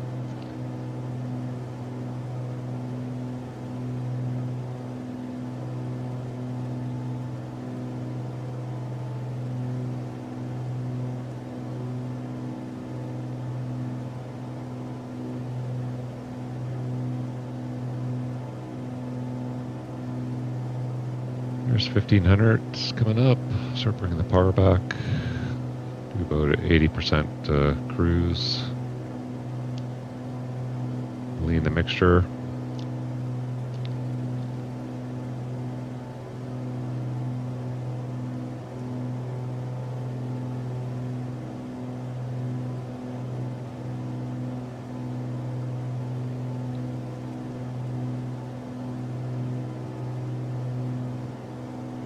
And I'll leave the landing light on. I'll get the boost pump off. Okay, mixture is leaned. Flaps are up. And we'll just get trimmed up here for our flight.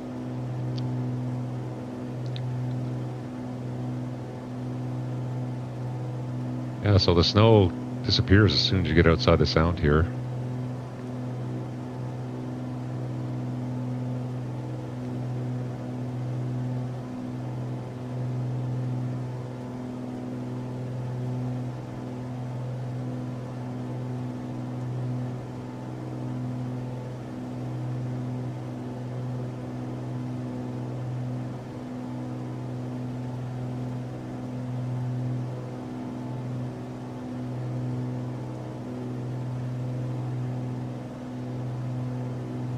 See, it's hard to, without peripheral vision, it's really hard to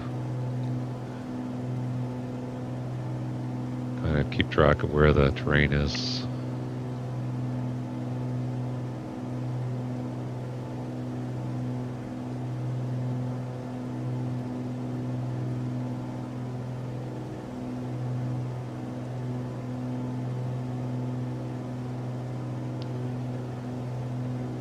Okay, we're going to head up to the coast of the point here, and then make a right turn, and then we'll be looking for the valley to head up once we get a little further up.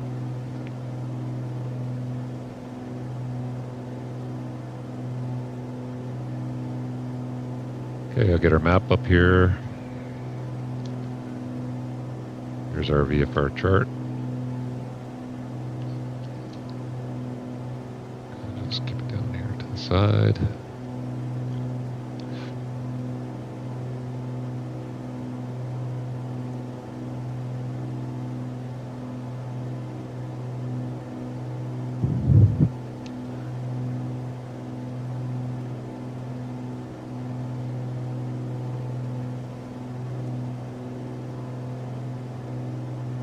Yeah, if you guys think flying in the sim is easy, it's definitely challenging.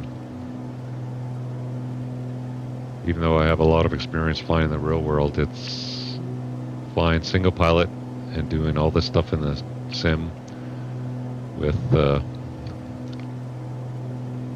know, limited field of vision and stuff like that, and very, very, very challenging.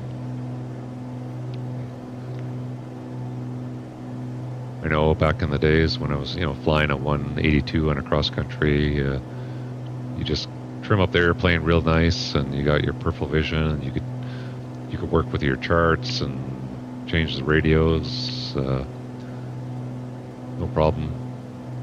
You know, you didn't just do everything within the field of your peripheral vision. But flying in the sim here, it's quite challenging. So we're heading up the coast here, and once we get past this point up here, we'll make a right turn and head down the valley.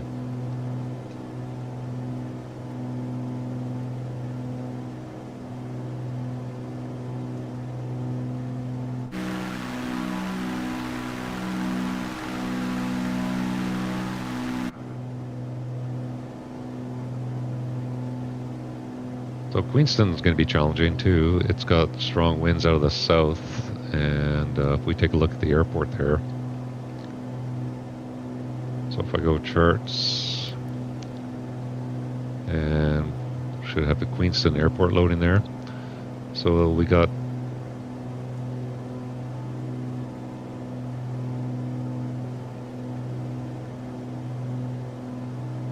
see here.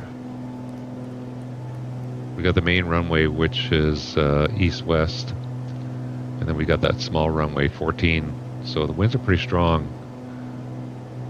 We'll have to assess that once we get a little bit closer.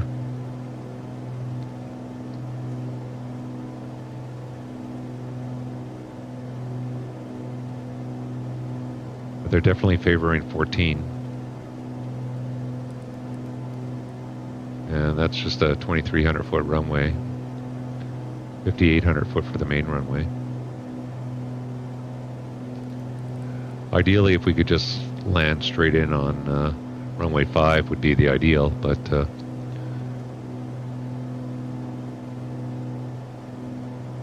yeah, we'll have to assess that when we get there. We might have to go over it. There's a big hill up here, so we might have to go overhead the field and come around, do a left base, and come in for 14 if the winds are really strong. We'll assess that when we get a little bit closer. Okay, so this is the valley. We're going to go up to the right here. So once we get a little further up here, we'll make a right turn.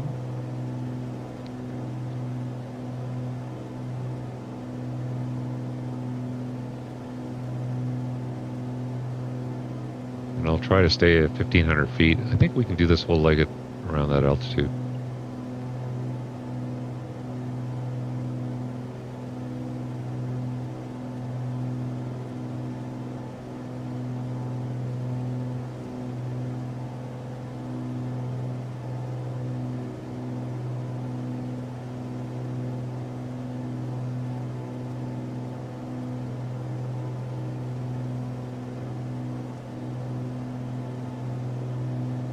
So we're going to be coming around this hill, taking it down the right side of the lake there.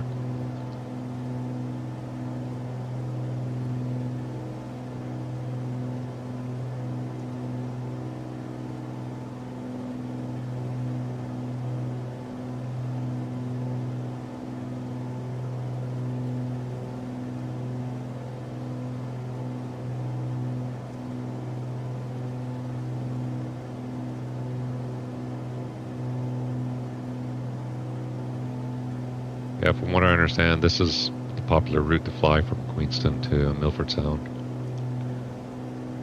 Especially if the ceiling's, the clouds hitting the top of the mountains, you can't go YPONT above the clouds.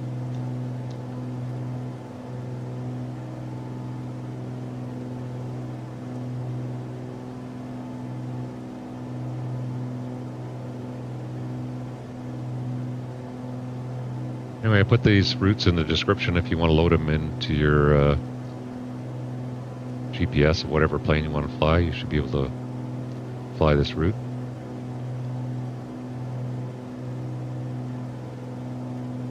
And it works both ways. You could just reverse the route for going from Queenston to Milford Sound if you want to.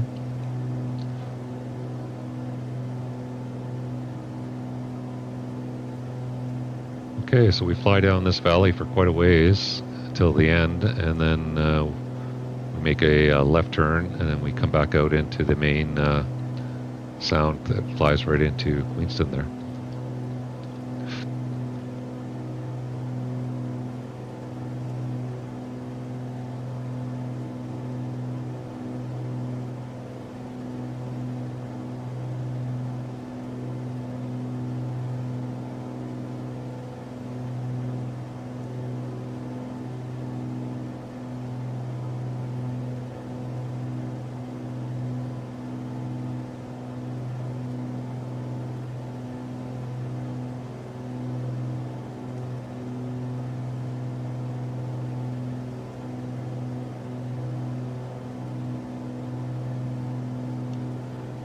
So we'll go to charts, just double check the weather.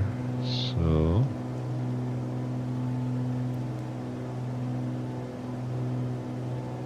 it's the weather, yeah, winds 190 at 22. So it favors 23 either way, 23 or 14. So I think probably we'll go overhead the field and then, or downwind, probably come in left downwind for runway 23. And take that crosswind component there. So that'll probably be the plan.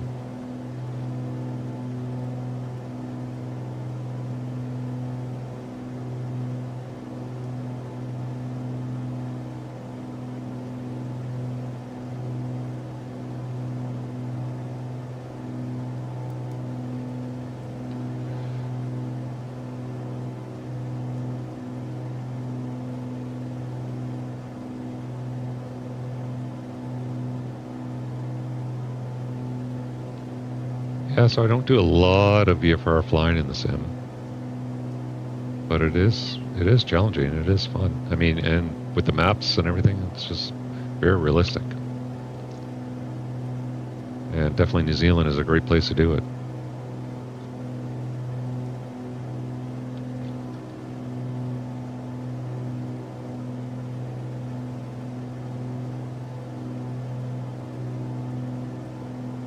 See how high the terrain gets in here. So we're looking at 1,000-foot contours. So yeah, we should be able to maintain 1,500 feet most of the way, or they're between 1,500 and 2,000 anyway.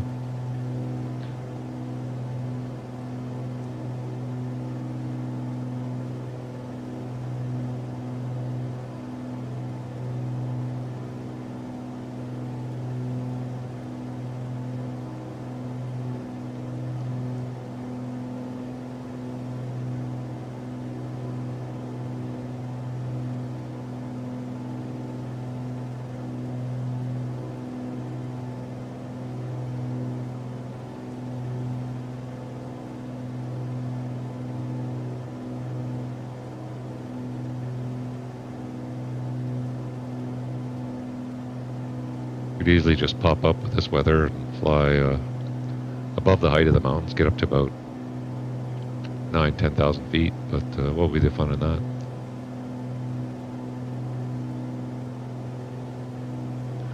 Yeah, so this Cirrus, fun little airplane to fly.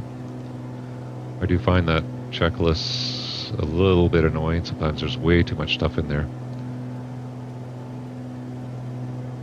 But a nice abbreviated checklist would be a little bit easier to use, I think, with this airplane. I really like the checklist. If you saw my video with the Honda Jet, that has a great in-flight checklist or system checklist built into the airplane. Pretty concise, easy to use.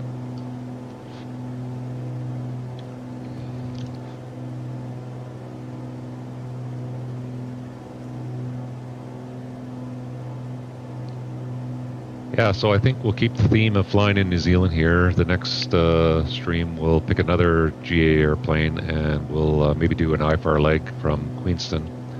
We'll work our way up to northern New Zealand because there's tons of great airports we can fly to. So we can keep the theme going up New Zealand. We could fly from Queenston, maybe fly up to a smaller airport just up here, shoot an instrument approach. Go to Christchurch, Wellington, work our way up to the northern tip of New Zealand, and then we can island hop. There's a couple islands right around midpoint here, I think. Yeah, right around here, Lord Island. Whoop, see? Got to be careful when you're talking and trying to fly. Plane's not trimmed up perfectly. Yeah, so we can fly up to Lord Island here, and then hop over to Australia, and then we can do some trips across Australia, and then maybe do that flight up to Europe. Cool Guns made a bunch of airports that you can use to fly up to Europe here. We can kind of pick a different airplane, like GA plane, turboprop, business jets, try different planes. Kind of keep the theme of working our way up to Europe from here.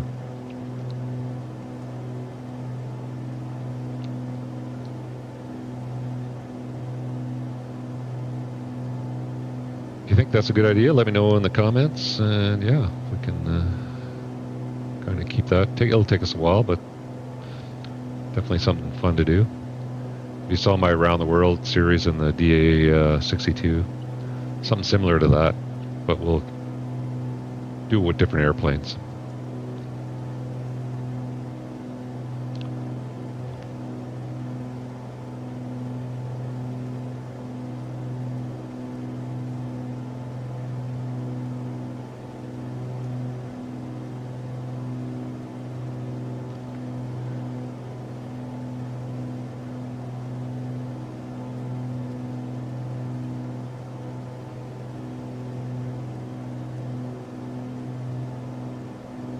Hey Mark, yeah, just starting to see the comments there. Sorry if I missed them. Yeah, do I prefer the SR22 or the DA62? Well, the DA62, probably because of two engines, would be definitely a nice airplane, nice option to have in an airplane, that's for sure. If I was doing a real around the world trip, I would definitely want a twin engine airplane.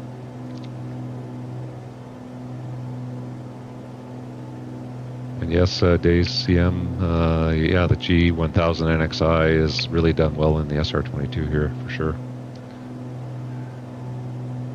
Let's hope it did a great job.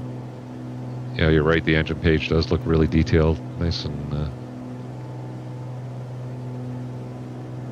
nicely done. And like when I was leaning the airplane in the other flight there, yeah, it works really well.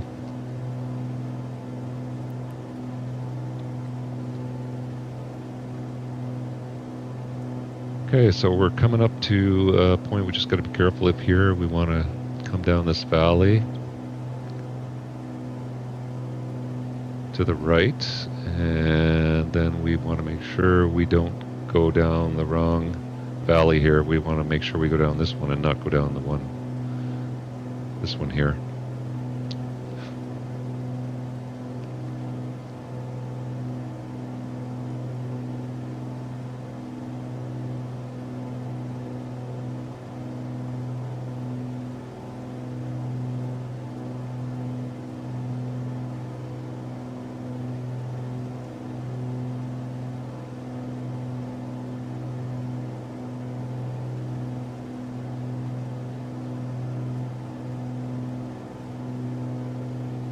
This is a great GA airplane to fly, though, and the beauty is, if you have the sim, you have this airplane. So I think it's part of the basic edition.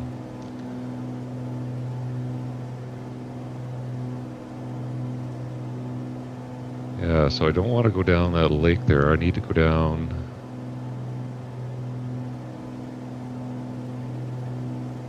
over to the left there. So I might have to see, we're getting suckered into this valley down here with the lake.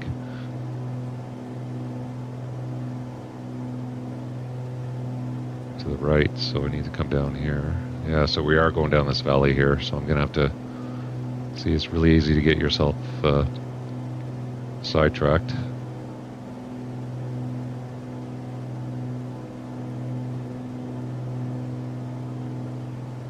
So we need to get over this little ridge, because you can see now we're following this lake here.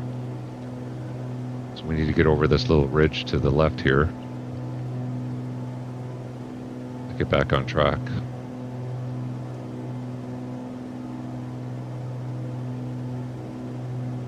So I think the easiest way to do that is to just get some altitude. And well, weather's good, so we'll just pop up over this ridge and get ourselves back on track here.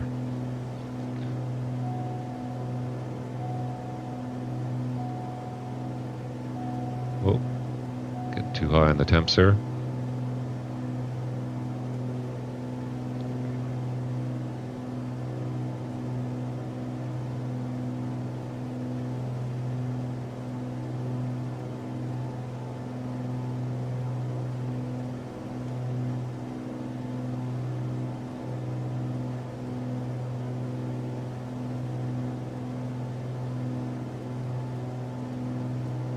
Yeah, the other option is to go do 180 here, and we don't have a lot of space to make a turn here, but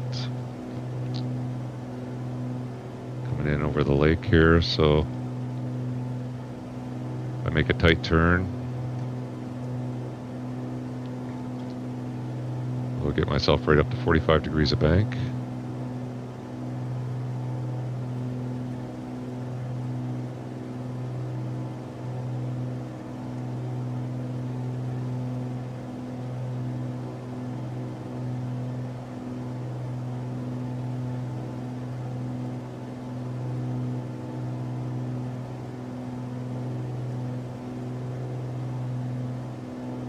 Fly back down and do 180 back up the right spot we're supposed to be going to.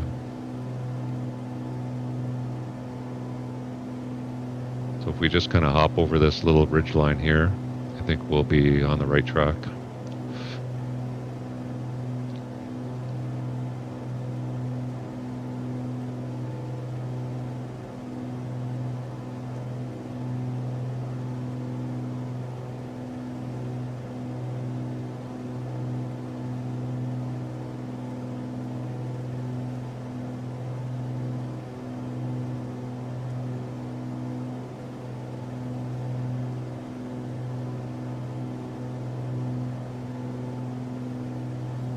Yeah, this is the right valley now.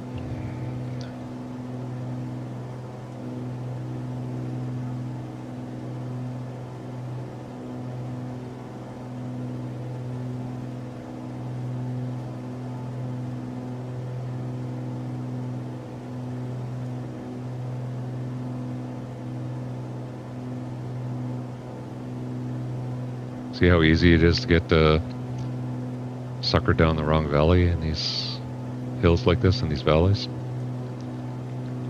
Even though we had our track on the map and everything, it's, you know, they were so similar that I didn't notice that little cut to take this valley here. Kind of got suckered down to the bigger valley.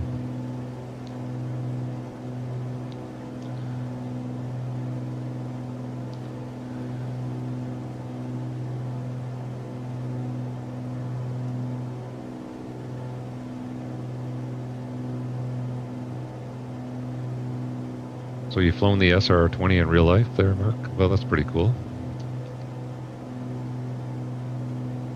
Yeah, I've never flown any of the Cirrus airplanes in real life. When I did GA flying years ago, the the Cirruses didn't even exist.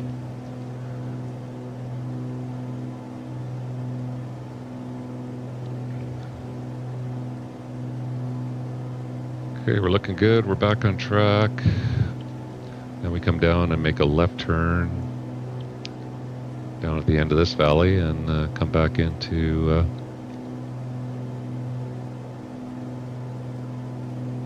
the fjord coming into Queenston.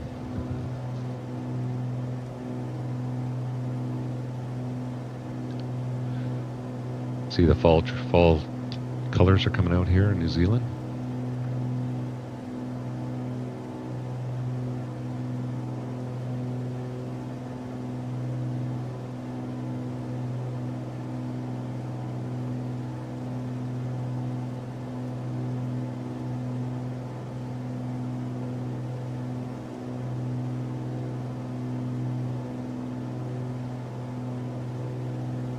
Fuel imbalance.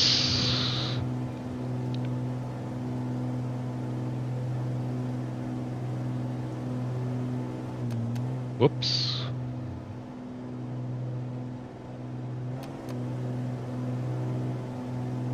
Yeah, see? See what I mean by challenging? Hit the switch wrong there. So let's try to get this over there. There we go. Then you get your head down and then you start losing control of the airplane.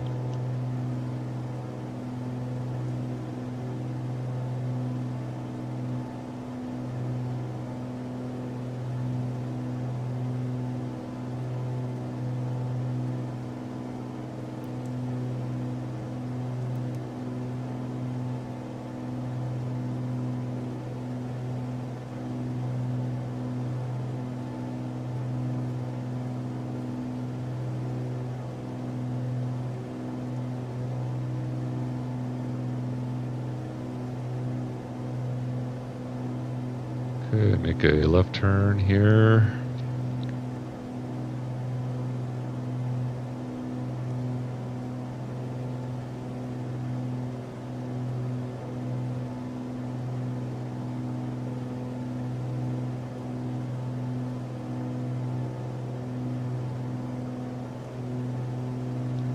Yeah, but as I've said before, I find it very challenging to fly in the mountains in these in the sim here. It's not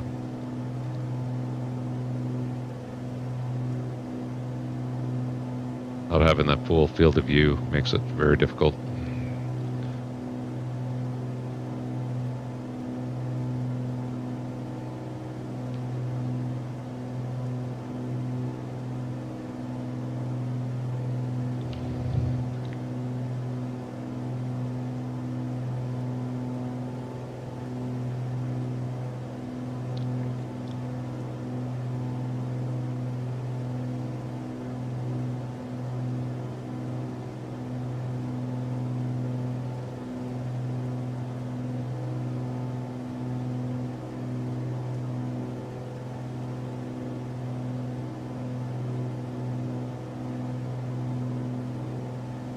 Okay, we're coming out into this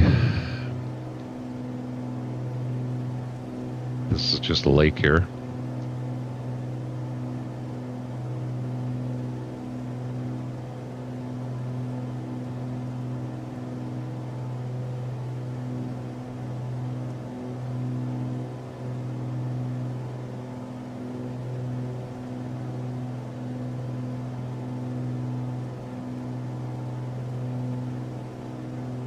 We fly down the lake, left-hand turn, and then straight into Queenston.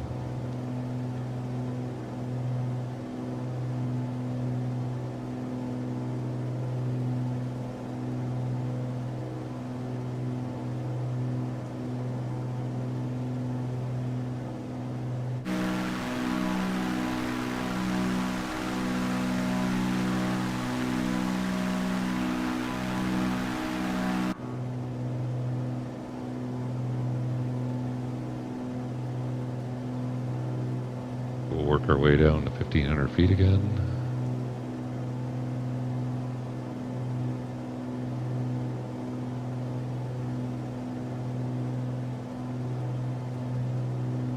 Okay, so I think based on the winds, we decided that we're going to do the visual approach or join a circuit for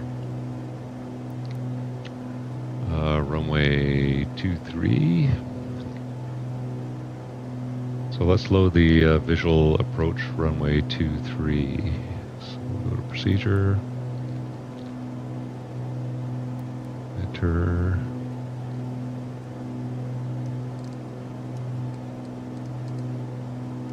Visual 23, enter vectors, and we can activate that approach.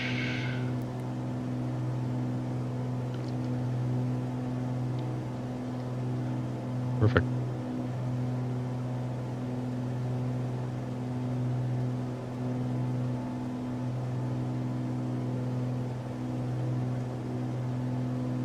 It has to be a left turn and then straight in for 2-3, or straight in for the downwind.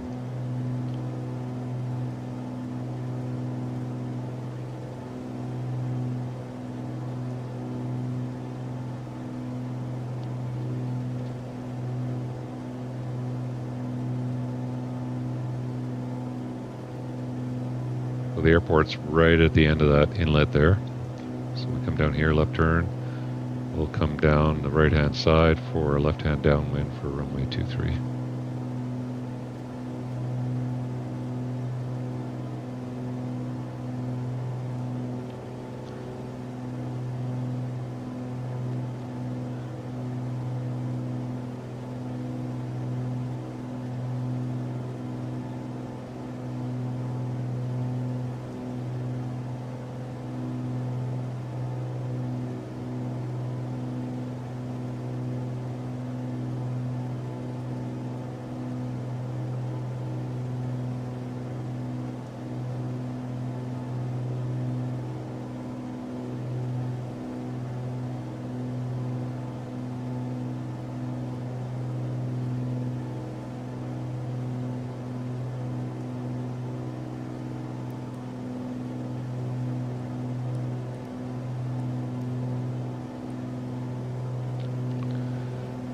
Crosswind.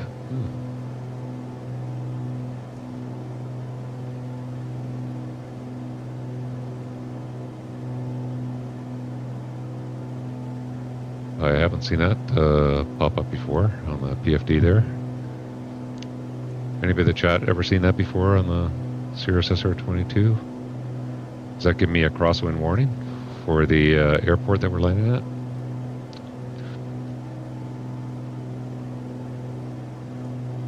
Just wondering how it would know.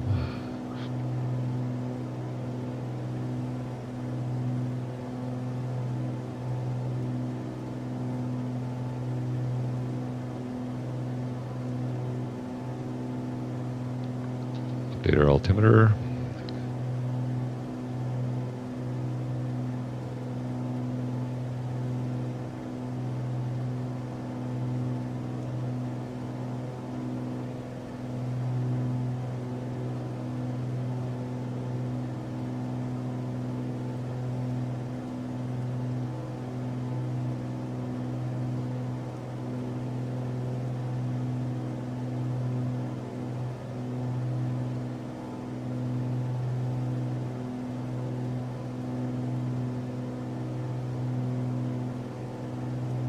Okay, let's check out the airport elevation here.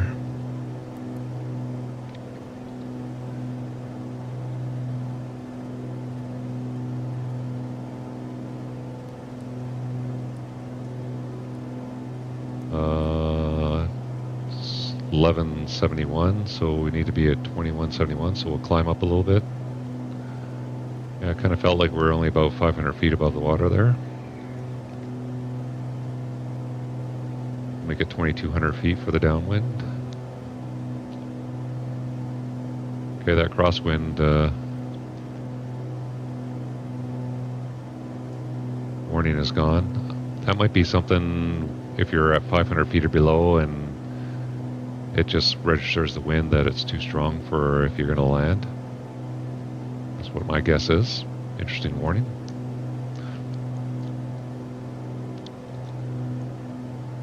the airfield should just be over here somewhere, so we'll just be coming in this inlet here.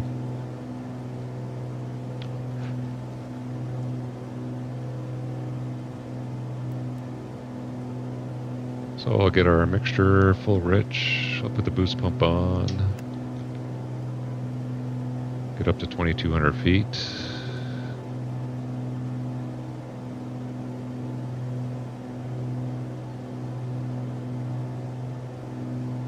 And what's our distance? We're about 10 miles, I think. Make some traffic at Cirrus X-ray Lima Tango. We're 10 miles to the southwest. Joining a left downwind for runway 23. Winston.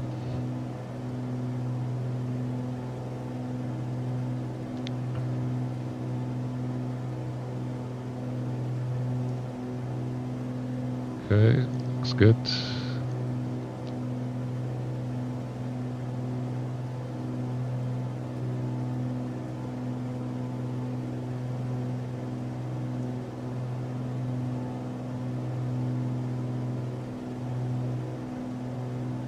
Kind of see the airport in right there, I think.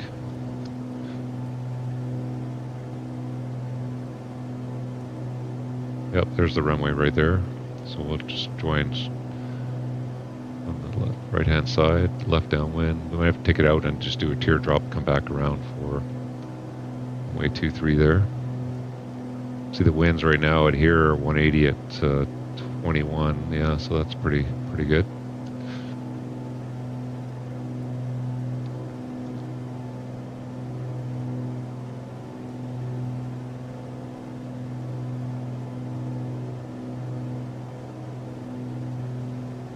Yeah, it's too tight to that hill there, so what I'm going to do is go overhead and then go outbound and join a right-hand downwind. Cirrus X-ray Lima Tango, 5 miles to the southwest. We'll join overhead and take it for a right-hand downwind runway to 23 for Winston.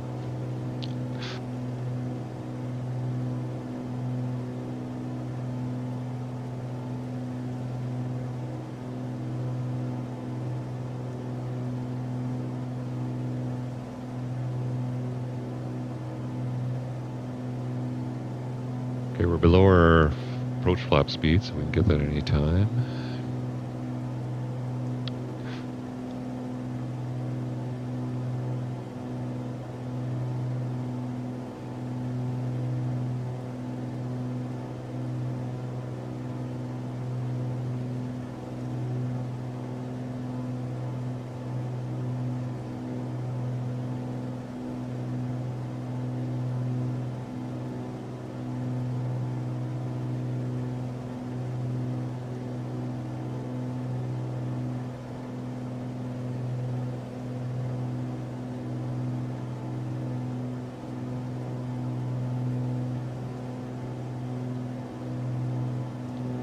Traffic, Cirrus X-ray Lima Tango overhead.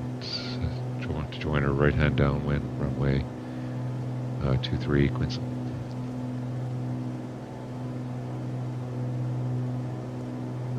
Okay, we'll take it out this way. We'll take it outside that mountain, and then we'll come back in and join on the straight end there. Definitely some challenging terrain around this airport too.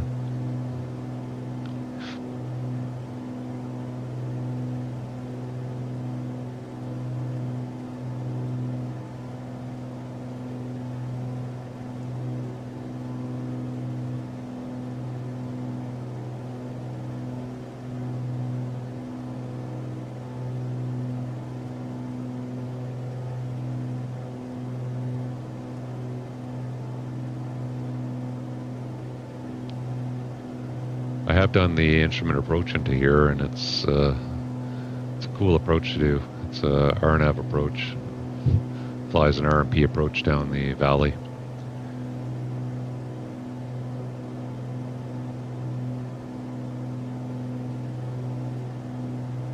Okay, mixture is good. Fuel's on the fullest tank.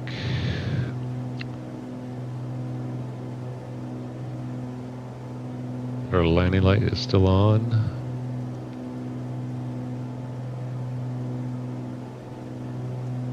Go around this hill and then we'll have to make a base leg turn. Get a little bit high here, but we do have lots of terrain around.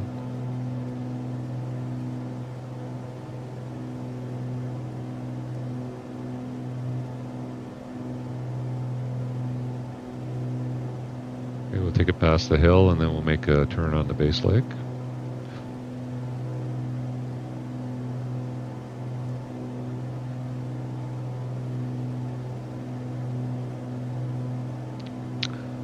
Speed's good. I'll get the approach flap in.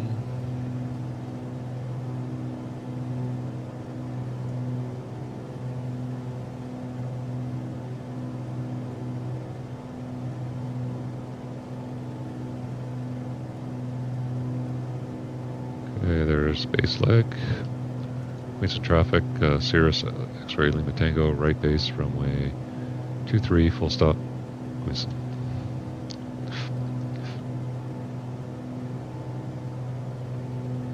Got the runway there, so we're making our turn on the final.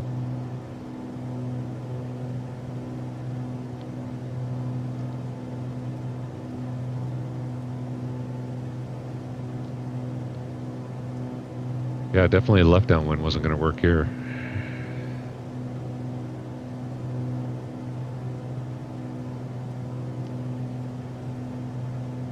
I think it's the first time I've flown VFR into Queenston here. But the approach kind of winds down this valley here and then comes in and lines up for the runway. Really cool approach. Okay, we are lined up on the runway. Gear is always down in this airplane. Flaps are at approach. Starting to intercept the glide path. Got one white on the Vazis there.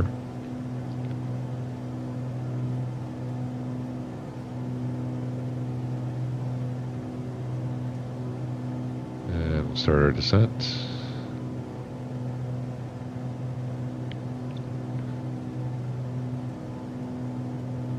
Queenston traffic, Cirrus X-ray Lima Tango is final, runway 23, full stop, Queenston. Speed's looking good. 2 whites, 2 reds.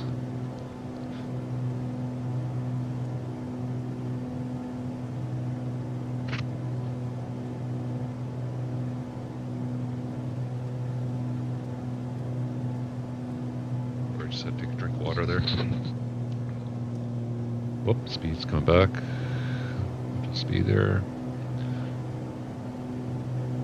There we go, looking good.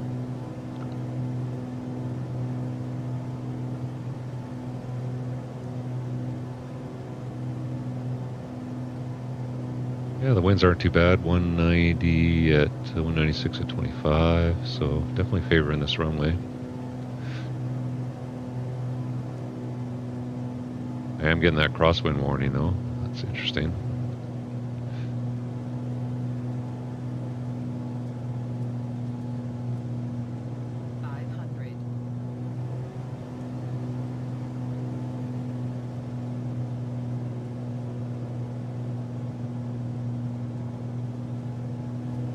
Good.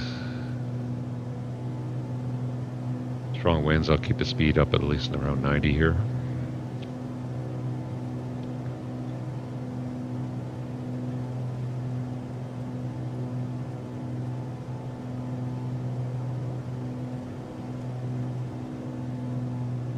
I think the crosswind limit on this plane is 15 knots, so we're pretty close, but not looking too bad. Oh, it's gone there now.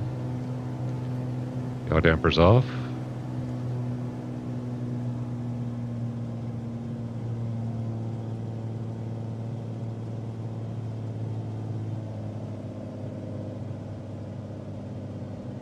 A little bit floaty.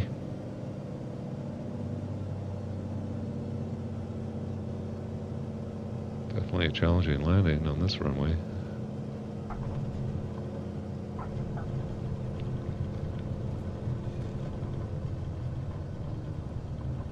Yeah, that is pretty much on the crosswind limit, I think.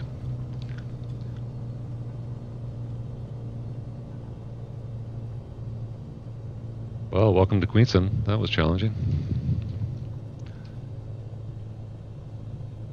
Definitely had full right rudder in there to keep it straight, or to keep it on the runway and short final there.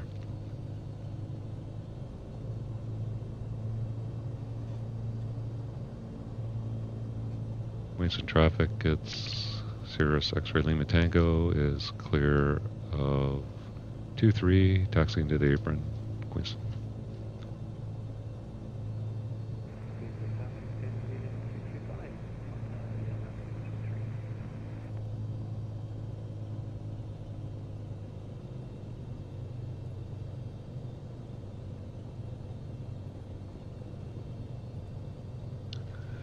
Yeah, that was challenging. Let's taxi back of the airport here and shut her down. I think BA area is in the back here. This is just a bespoke airport for a sim. Okay, nothing fancy. Okay, we'll get our flaps up.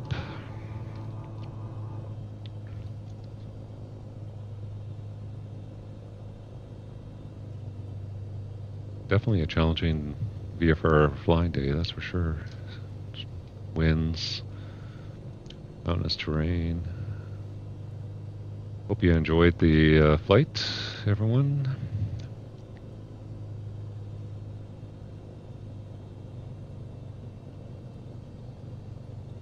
We'll just park over here by the fuel pumps.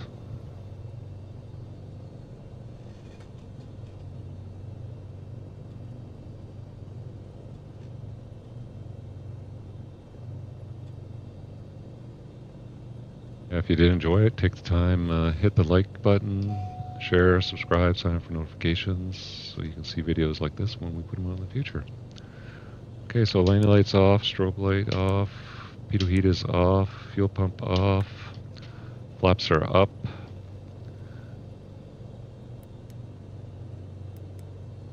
And I think we'll just shut her down right here.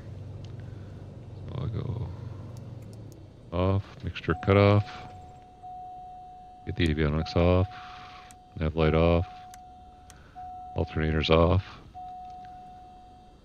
and battery off. Well, welcome to New Zealand. Well, that was fun, challenging. It's been a long time since I've done a VFR flight like that. Yeah, you can hear the wind here. It's pretty breezy. Well, thanks for joining me. Hopefully do another New Zealand flight, pick another GA airplane. We'll start out here. We'll start out at Queenston. We'll maybe do a little IFR leg up to Christchurch or something like that. Thanks for joining me, and we'll see you next time on the